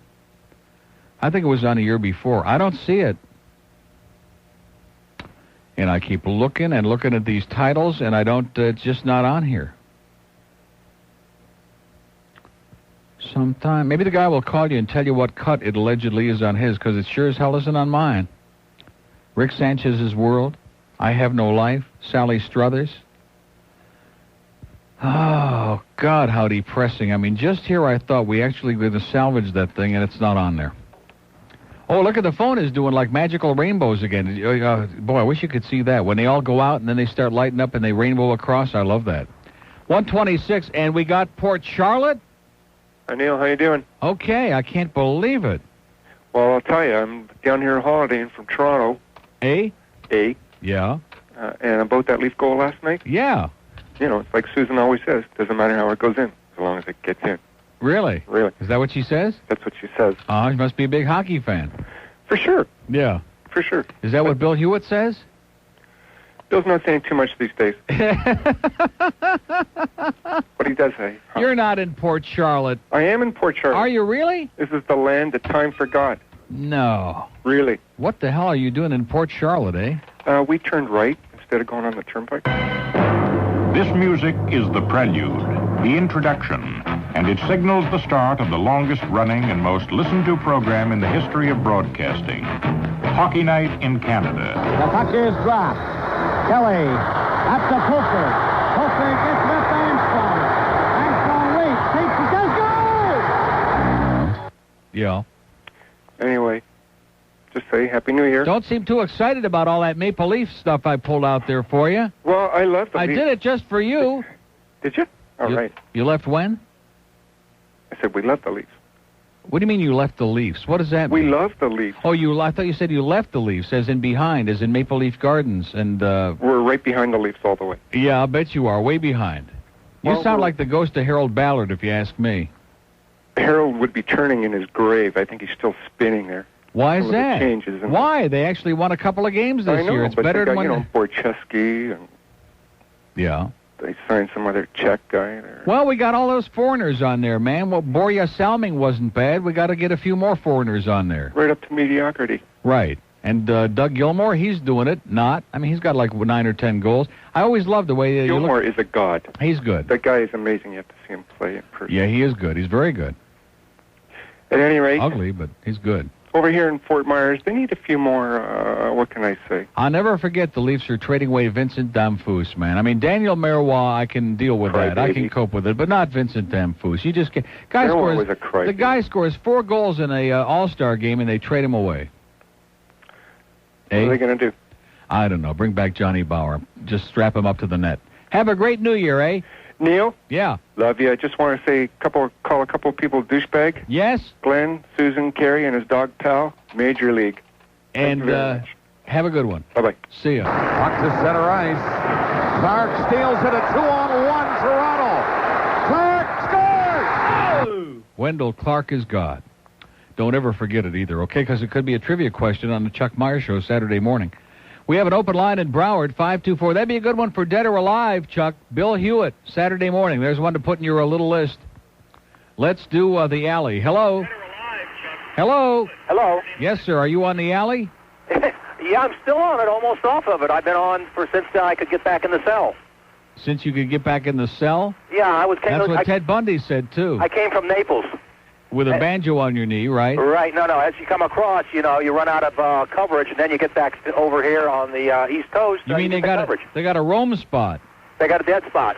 Mm-hmm. Yeah, I'm in it. Is this Neil? Yes, it is. Oh, great. Well, who the hell did you think it was? First-time caller. Great. Many years listener. Yes? Many years listener. I tried to call you Monday, going over to Naples, and believe it or not, you were busy. And I got you on the back. I got one question to ask you, okay? Okay, shoot. Okay, you have a dog that's a lab, and it's got a problem with the fleas, and you were talking about... What are you talking about? I don't have a lab, and I don't have fleas, and neither do my dogs. Oh, I thought your dog had fleas.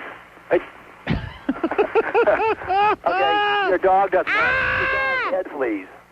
I beg your pardon? I heard you on the phone or the radio about a week ago. You were talking about this dog food that you gave your dog for fleas. Oh, you're talking past tense. Yes, I did have a bad flea problem, and once upon a time, like a couple of years ago. Right, okay. And I got rid of the fleas. I used that Baraxo in the carpets, and I got rid of the fleas. Okay. And then I used some good stuff on her skin, some Skin So Soft from the Avon lady. Right. And then I'm feeding them this Come and Get It, and their skin... Okay. Come and Get It? Come and Get It. That's the one I wanted to talk to you about. My golden retriever has got the best skin on the face of the earth. He is the finest dog that has ever been born. This dog that we have is so bad. One flea will turn the whole dog into skin. Just right, because they have an allergy. Yeah. Oh, he's got a bad. We take him to the vet. The vet screws around and rips us off for money, and you know how they do. You know, like a human being, you know. Yeah. Keep coming back, and it never does any good. Well, where is your dog picking up the fleas? Who knows, you know? Well, what do you mean, who knows? Haven't you had a little chat with him and asked him what the hell he's doing? Well, every time I talk to him, all he does is lick me. I have a friend like that. Yeah, you have a dog like that. Yeah, but it's fun. No, I didn't say I have a dog like that. But anyway, you got to get rid of the fleas first. Then you got to do the Skin So Soft, and you got to get the fleas out of your carpet and out of your yard. Yeah, we do. No, I was just joking. We do that. We got the Skin So Soft, and we spray the fleas in the house and all that crap. And but, so you know, what? So did you get rid of them? Yeah, but you know, you miss one, and he's back to eating himself again. I haven't had a flea in my old house or in the new house in the 2.5 years. I haven't had a flea. Well, I mean, not one. I come in every day when I come home from work, and I get on my hands and knees, and I crawl around the carpeting and on the walls and on the ceiling, and I check, and I look in the dog's fur and in the backyard, and then by that time, it's time to go to bed. Really? No fleas. Boy, it takes you a long time to go to bed. Well, you got to be thorough, man, because like you said, if there's just one, that can be the end of the world. No fleas. Yeah, I'm telling you, come and get it. That dog food, and you don't have to go to the health food store. Okay. You don't have to go to some laboratory in I know. China. All you do is you go in a supermarket. It's in a purple big sack. Come and get it. It's great. They love it. Okay. And they'll come and get it. Believe me. And and don't go feeding your dog any canned dog. Dog No. food. I'm repeating it to my son. No canned dog food. Okay. Right. Okay, that's Believe me, man, and not only that, but they'll be farting a lot less, too. Well, I don't care about that. I care a lot. That's kind of fun, you know. No, it's not. We tune together. Is that it? Well, you can always blame the dog. That's right. Okay, have a great New Year. One more question? Quickly. One more question. Okay, I've been watching this, what's this, Rush Limbaugh, after you've been talking to him, and I hate to say it, he's kind of, he makes me sad to even consider myself semi-conservative. He's like, I think he's a red herring. For the liberals, they put somebody like that up to make everybody that's semi-conservative. Did you say a red Goering as in Hermann Goering? Have a great New Year, pal. I can't stand the sound of the phone anymore. I mean, he's okay, but a little pushy, but God. Oh, man, it feels so good not to hear that noise, doesn't it? Oh. We have an open line on the Star line, Star IOD, and one on the out-of-town line, 1-800-FLEA. And let's do Miami. Hello? Miami on a Broward line, yes. Oh, Neil, yes. I'm going to go up to Tampa next weekend. Bad move. Bad move. No, I'm just kidding. I'm just pulling your leg. Okay, I wanted to know if Tampa Bay Lightning was playing either Friday or Saturday. Well, you know something? You would have come to the right place, but that damn Roger... Oh, wait a minute. No, this is the Marlins schedule. So help me. If he threw out my Lightning schedule, I'm going to be apoplectic. I had all my stuff in here. Oh. You know, Roger, you make me nauseous, damn it. What the hell did he do with all my crap? Got some goddamn nerve coming in here and throwing out all the stuff I had in my file cabinet here, and he threw it all out. I know it was him because nobody else would have done that. Mr. Clean your stuff out, crap. I don't know what the hell it is. Well, somebody over there will call in. When is it going to be? It's I'm going Friday or Saturday. I mean, I'll be there Friday and Saturday, so. Of this week? Not this week, but next weekend. The next weekend. Well, somebody will call in who's got a schedule, and Roger makes me puke. Okay. And have a good time. You too, Neil. See ya. What? Somebody's on there already on 9? Hello? Hey, Neil, how you doing? Pretty good. You got a schedule? Lightning are on their longest road trip of the season. Oh, that's right. They don't That's come right. back home till January 16th. Oh, thank God I got the guy off the phone so I don't have to give him the bad news in person. They're long gone. Yeah, you're right. This is that big, long stretch. And then, of course, the 21st, they'll be home with the Maple Leafs. I'll be there. Do or die. Go Leafs. Now, do you think that I'll have a little problem being in that very small arena? Depends on where your seats are. With all those yahoos in there screaming, "Go Leafs, go!" I just don't think I'm going to be doing that. You're going to have a lot of them. I'll just say it under my breath. Go Leafs, go. I'll just whisper it to myself. Huh? Yeah, I think that's the best idea. There you go. It would be the prudent thing to do. This is the Lightning's do or die, because if they fall apart on this road trip, they're going to be out of the playoff shot. Well, yeah, but they gave you a good run for your money. Leave us alone, okay? We'd like to get into playoffs at least, one time before the Miami team gets in there. We'd not like over to get a yet. shot. You're right. We'll now see what happens. they're playing good hockey. Yeah. Okay, thanks. Okay, thank you. See ya. See ya. Okay, there was the deal. Was that Tom Velveeta? It sounded just like Tom, only a little more animated. Couldn't have been Tom. So we couldn't find the Earl Strites thing, and obviously the guy never called you back because it's not the 91 best of. I think it was the previous year, which maybe we got one of those in there. Huh? No? Well, I don't know. I'm doing the damn best I can for this guy because he said before the end of the show, and of course you know it's a put-on, and whoever took the card out of here probably is like his boyfriend. And, call up Neil and ask for the card because we know it's not in there anymore, that kind of stuff. That happens every goddamn day. Every day. Maybe it's Joey's boyfriend. I don't know. Joey probably is fingering the stuff in here. It's like letting the fox into the chicken coop. I don't see it. And of course, that was another Mitch Lewis gem. That was a Mitch Lewis with Little Laura classic. I wonder how Laura's doing. Every once in a while, I see her at Doris Market or at the supermarket. How you doing, Laura? We love you. And let me tell you, Laura, it'll make you feel good to know that when they blew your ass out of here, this place became a toilet. A total toilet. I mean, the copy situation, the wholesale situation, it just became a nightmare when they blew Little Laura's ass out of here. And the only reason they did that is because, boy, Gary hated her like poison. That's the reason they did it. So I don't know where the hell that thing is. It's not on the 91, it's not on the 92, and maybe it's on the 90. And if we can't find it, tough luck. Boca. Monday. Okay. All right. Hey, Neil. What's going on in there? How you doing? What's going on in the background there? This is the second time I call. Is he bothering you? Huh? Somebody's bothering you in the back there. Tell him to cut the crap. Gary's bothering me. Yeah, leave him alone, Gary. So anyway. Anyways, I got a crap load of stuff to talk about. Okay, here. let's get with Writing it. stuff down as I'm going along. And Let's lay down some crap here. First of all, the game, Miami game. Yeah. Sunday. Terrible. Nauseating. Did you see when... I saw it all. He threw a pass, and it was an interception. And the camera did a close-up on his face. And and he lip-sync. M and F and bullshot. Yeah, right. Yeah, I saw it. And then they... Well, at least Danny knows the words. And then they played it back in slow-mo, so you can actually... Yeah. Speaking of movies... I think that the lip readers of America, the deaf people, are going to go to the FCC and start complaining about this crap. This Amy Fisher crap. I didn't see it. I taped it because I was at the track Monday night. Huh? You haven't watched it yet? No. Is it good? Evidently, the NBC movie is her story.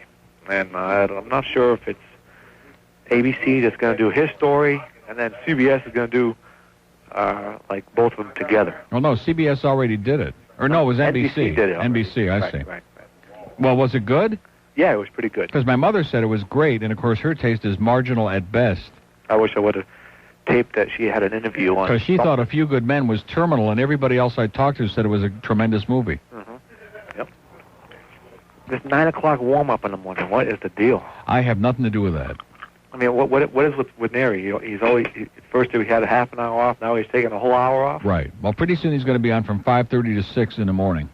I was going to say, why don't you just start at 5:30 and just go all the way to 2? He's going to say ooga booga and hold on to what y'all got and read a couple of birthdays and go back home and go to sleep. But it is funny to go to listen back at the old things and then.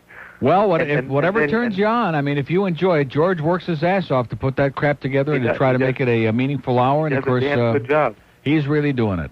That's what he told me this morning. And then you add all the little stuff here and there that you should have added before. Yeah, I throw a few little goodies in there because I'm sitting here doing nothing anyway, so I might as well toss something in there. Suds, wait till you look at these muffins in here, man. You are going to jump up and down and scream. Remember when The Simpsons came out? You just could not stand it. Everybody called for you to try, look at The Simpsons and see what you like about it. Right. Well, I agree with him. I did like The Simpsons, but it was in and out type fad. In and out. Yeah. Right. Kind of like now, Star Trek. The new thing is just Ren and Stimpy. Yeah. Have you seen that? No. Oh, man. No. Ren and Stimpy makes Simpsons look like... kindergarten. Yeah. Yeah. Well, if I want to fart, I'll do it myself. I don't need to have them doing it. There's a couple of things that these characters say that would be excellent for a cart. And I'd like to give you a couple of them. Okay, fast, because I'm already like 4 minutes past the break. Okay. What are you trying to do? Make me puke? Cripes! What is that smell? Okay. Later. See ya. Smell this. 140 on the IOD network. Miss the Weekend Magazine, featuring the latest news, information, trends, and what's happening this Saturday and Sunday morning right here. WIOD. Hey, I'm busy here, man. What kind of a break was that? Suds is in here getting a muffin, and I'm busy looking around for that Earl Strikes, which I guarantee you something, because this happens all the time. And look, we got the short cord. I can't even stand up and do it here. No 90s in the closet, I just checked. There are no 90s in the closet? Anybody we know in there? No, don't say it. Please don't say it. He's so damn sensitive. Anyway, it's 1:44. We can't find Earl Streitz, and I'm just going to say right now that whoever the guy was that called with his big story that he made up about they've always got this story that Grandma and Grandpa, who are like just on the verge, they're going to die in about a half an hour, and before they croak, it would just make their whole life if we could play or whatever the hell it is, and then you look for it, and it's gone, and it turns out that these are the people that stole a card. So bring back our carts, pal, and cut the crap. God. It's enough to make you puke. I don't have a bone spot. We have an open line in Broward, 524-1. That's our, she's like our regular. Once a week we get her from Davy, okay? I guess the horse turned her down this week, huh? So anyway, I still can't find. Let me give you that real slowly, that AT&T Camillus House hotline number. Real slowly. 1. Well, if you leave some dead air, that delay builds back up again real quick, okay? 1-800-852-0006. There it goes. Look at that.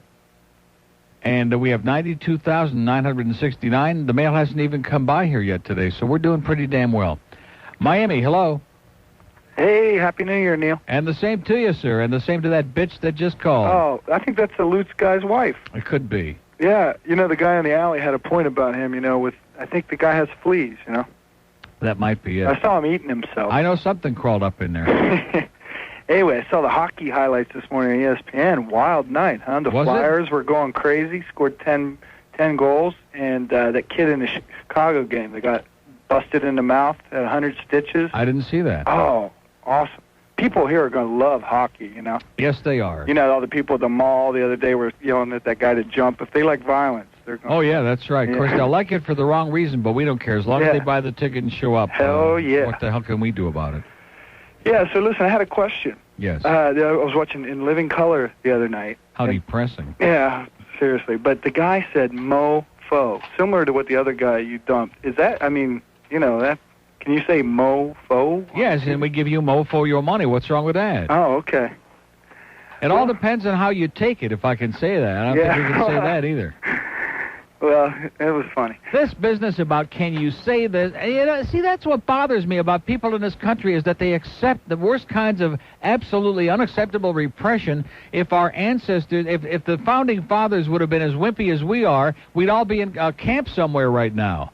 I can't believe that people are willing to accept all these infringements that are just arbitrarily made up by a bunch of fascist assholes. Oh, can we say this? Oh, can we say that? And then we sit back and tremble waiting for them to have like a meeting up there to decide whether it's okay or not. Yeah, we're definitely living in fear. But we only got, let's see, 1 and 20, like 3 weeks to go. Oh, God, I can't wait. Yeah. Hey, are you going out anywhere tomorrow night? I'm going to Pompano Park tomorrow night. How about afterwards for the ball drop? For the ball drop? The Apple. I wonder if Alex is going to have the ball drop on New Year's, huh? That's something we're all waiting for. No, we're going to be, they're having a bash there tomorrow night, so right at the track, I guess we'll watch the ball drop. Oh, okay. Well, I guess I won't see you. I'll be out on South Beach, but we love you. Okay. See ya. Have a great life. We have an open line in Broward, 524 and 2 in Dade, so I guess we all got to watch the ball drop tomorrow night, huh? So there is hope after all. Alex? Mona Lisa? Mona Lisa, Mona Lisa. Oh, God. If you could only see that child, you just would be rolling on the floor holding your things right now. 148 on the IOD network. Hear Chuck Meyer, Joey Reynolds, Tom Hopkins, Jim Mandich, and Randy Rhodes each weekend right here. WIOD. I just noticed something that in one of your interviews with John Candy, I believe, it looked like an older interview, you had less hair than you have today. How do you explain that? I don't wear a wig, sir. Paint your bald spot? What bald spot? You paint your bald spot? I don't know what you're talking about, sir. My hair grows. You paint your bald spot? I don't have a bald spot. How come you had less hair on the tape? Maybe my hair grew. Maybe I had a bad haircut that day. By the way, something. What do you care? Paint your bald spot? I don't. Do you paint your bald spot? Paint your bald spot? You're sick. 152. So we're having this big meeting on Monday And we're having it from 2 to 2:45. Now, I assume the reason we were having it at that hour was because that's like a transition hour. And what? No, but I'm just saying that I thought they'd be sticking something on between 2 and 3, and that you guys would be in a meeting. And you're not? Well, how can they have a staff meeting with the whole staff and you're not? Oh. Well, that's how they tell you. Oh. Well, you got to admit that is original. It's like saying, the whole staff is invited, everybody must be there, and Rickon says, by the way, don't bother showing up. Well, that's okay. There's always mumbling radio. I mean, Stan's on. Oh, in fact, no wonder you guys look a little depressed. You got some heavy competition starting Monday. Who's that, Ernie? Huh? Who? The Milky Way guy. Oh, what the hell is that? Oh, that must be Stan on there right now. Yeah, I don't know if they can handle that radio mumbling thing on Monday. That's going to be heavy duty. Here's, Harley is gone. Pompano!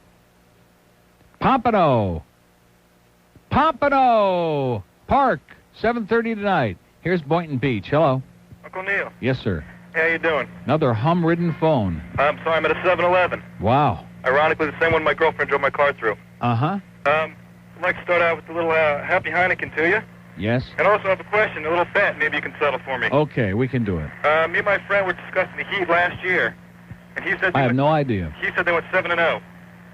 They went what? 7-0. What do you mean? 7 wins, no losses. What do you mean they went 7-0 when? The beginning of the season. That's correct. They did go 7-0? That's what Alex said. That's what Mona Lisa just said. I lost some big money. You're in trouble now. Oh, I'd also like to tell you a little dog's flea story. Okay. My mom got this powder for my dog. He had really bad fleas. Yeah. She got this powder, and she put it all over the house. Yeah. And then after like a week, she vacuumed it all up. And if the fleas jump into the carpet, they get dehydrated, and they just die right there. So we haven't had fleas for like a year and a half now. Now, wait a minute. We've done it once about a year ago, and that's it. Right. That's it. Oh, I know. I just listen to you every once in a while. When in doubt, vacuum them out. Well, listen, have a great life and get a new phone. Can I call someone a douchebag? Sure. Joe Giuffrida, you're a football-kicking, Miami Hurricane-loving douchebag. Okay. God, it feels so good now to get that hum off the ear. Oh, the sounds of silence are so comforting. Let's go to Boca on the Star Line. Hello, Neil. Hello there. How you doing? Okay. How's my phone sound? Your phone isn't too bad compared to these others. This is my brand new portable. Well, congratulations. You got yourself a not-so-bad phone. Got it for Christmas. Not great, but not bad. Oh, okay. Fair. Spy report for you. Yes? Your buddy over there at the light bulb, Yeah. Mr. Sliderman, Yeah. is using your shot word now. Is he really? Yes, I was listening to him last night, and he kept correcting people and everything else using the shot word. Well, you know something? He's still not getting any publicity on this show. There's just not enough people wasting their time with that, and I can't imagine that you would indulge in that. But well, I love your show. Yeah. And you have a happy new year, and I hope you make $1 million next year. Okay. All right, bye-bye. And you too. Okay, there's a guy in desperate search of a life if he's listening to that. 156, don't forget that AT&T Camillus House hotline number, 1-800-852-0006.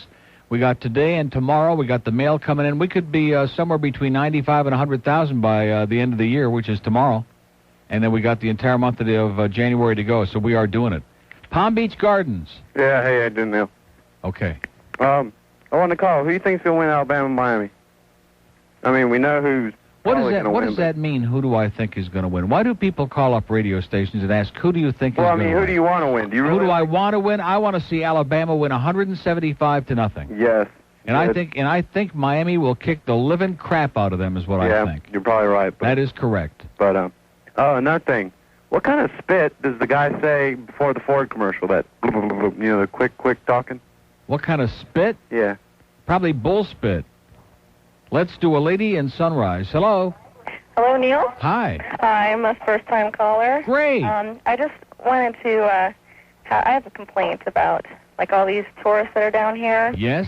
The way that they drive. I mean, it's like, it's not so bad that they're down here, but for them to, like, all of a sudden be driving and then stop in the middle of the road, they don't even pull over to, like, look at directions or ask directions, and it's just, I mean, I don't know if they, like, came down here to kill people or what. They came down here to be obnoxious and disgusting and to fit right in with the ambiance of the area, and they're doing a perfect job. And they like go out to places like restaurants and bars, and they can't even sit there and relax.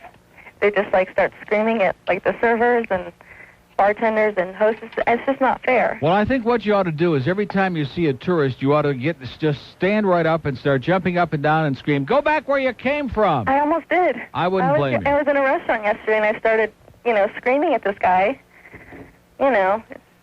Maybe our memories are getting short, but it seems to me that this year we got the worst bunch of drivers I have ever seen in my life. I mean, our own drivers are bad enough, especially since the hurricane, and I don't want to sound insensitive, but I mean, the hurricane has brought some of the most horrendous drivers into parts of Dayton, Broward that ordinarily we wouldn't find them in, and they're beat-up jalopies, and that's bad enough. But I was behind a guy yesterday, had a New York plate, who was driving so slow, and I couldn't get over. I was on the way up 95 to the Turnpike, and he was in the left-hand lane, of course, going way under the speed limit, and I couldn't get over. And then he gets across, he makes the turn there to the Palmetto and the Turnpike, and he doesn't know whether he wants to go to the right or left, so he straddles both lanes. And as I think he's going to the right, and I start getting around him on the left and passing him, he decides he wants to go back on the left again. I mean, this man was all over the, like a obstacle course. Right, they're all over the place. He reminds me of the management at Cox Broadcasting. They like to they're like a bunch of obstacles in your place. That's what they like to do. Throw a lot of roadblocks in front of your thing. Exactly.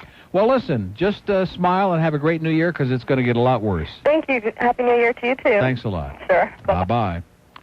Well, listen, that's just about going to do it, boys and girls. See, Alex is in here for Marvin, who's on a 7-year vacation now. I don't understand it. I just do not get it. Hasn't he been on vacation, 16 weeks this year? I don't understand the deal there. He doesn't just have stills. He's got movies, too. He's got, videotape. He's got motion picture. He's got 35 millimeter. He's probably got, the sisters and Jim Kennedy and everybody in the company doing something to somebody. Maybe all to each other. I don't know what he's got, but, boy, it must be heavy duty. Must be intense. Anyway, have yourselves a wonderful day. We're going to be here tomorrow on New Year's Eve. God, that's depressing and distressing. But guess what? Friday we won't. We're not. And I want you to find out what the deal is on Rick and Suds not being invited to our big staff meeting on Monday, which everybody who works at WIOD and WFLC and WHQT and everything in the whole, the Gatsa Mishpochi are invited except them. This is South Florida's news, traffic, and weather station. News Talk Radio 610, WIOD, Miami, Fort Lauderdale, and the Palm Beaches. Good luck, guys.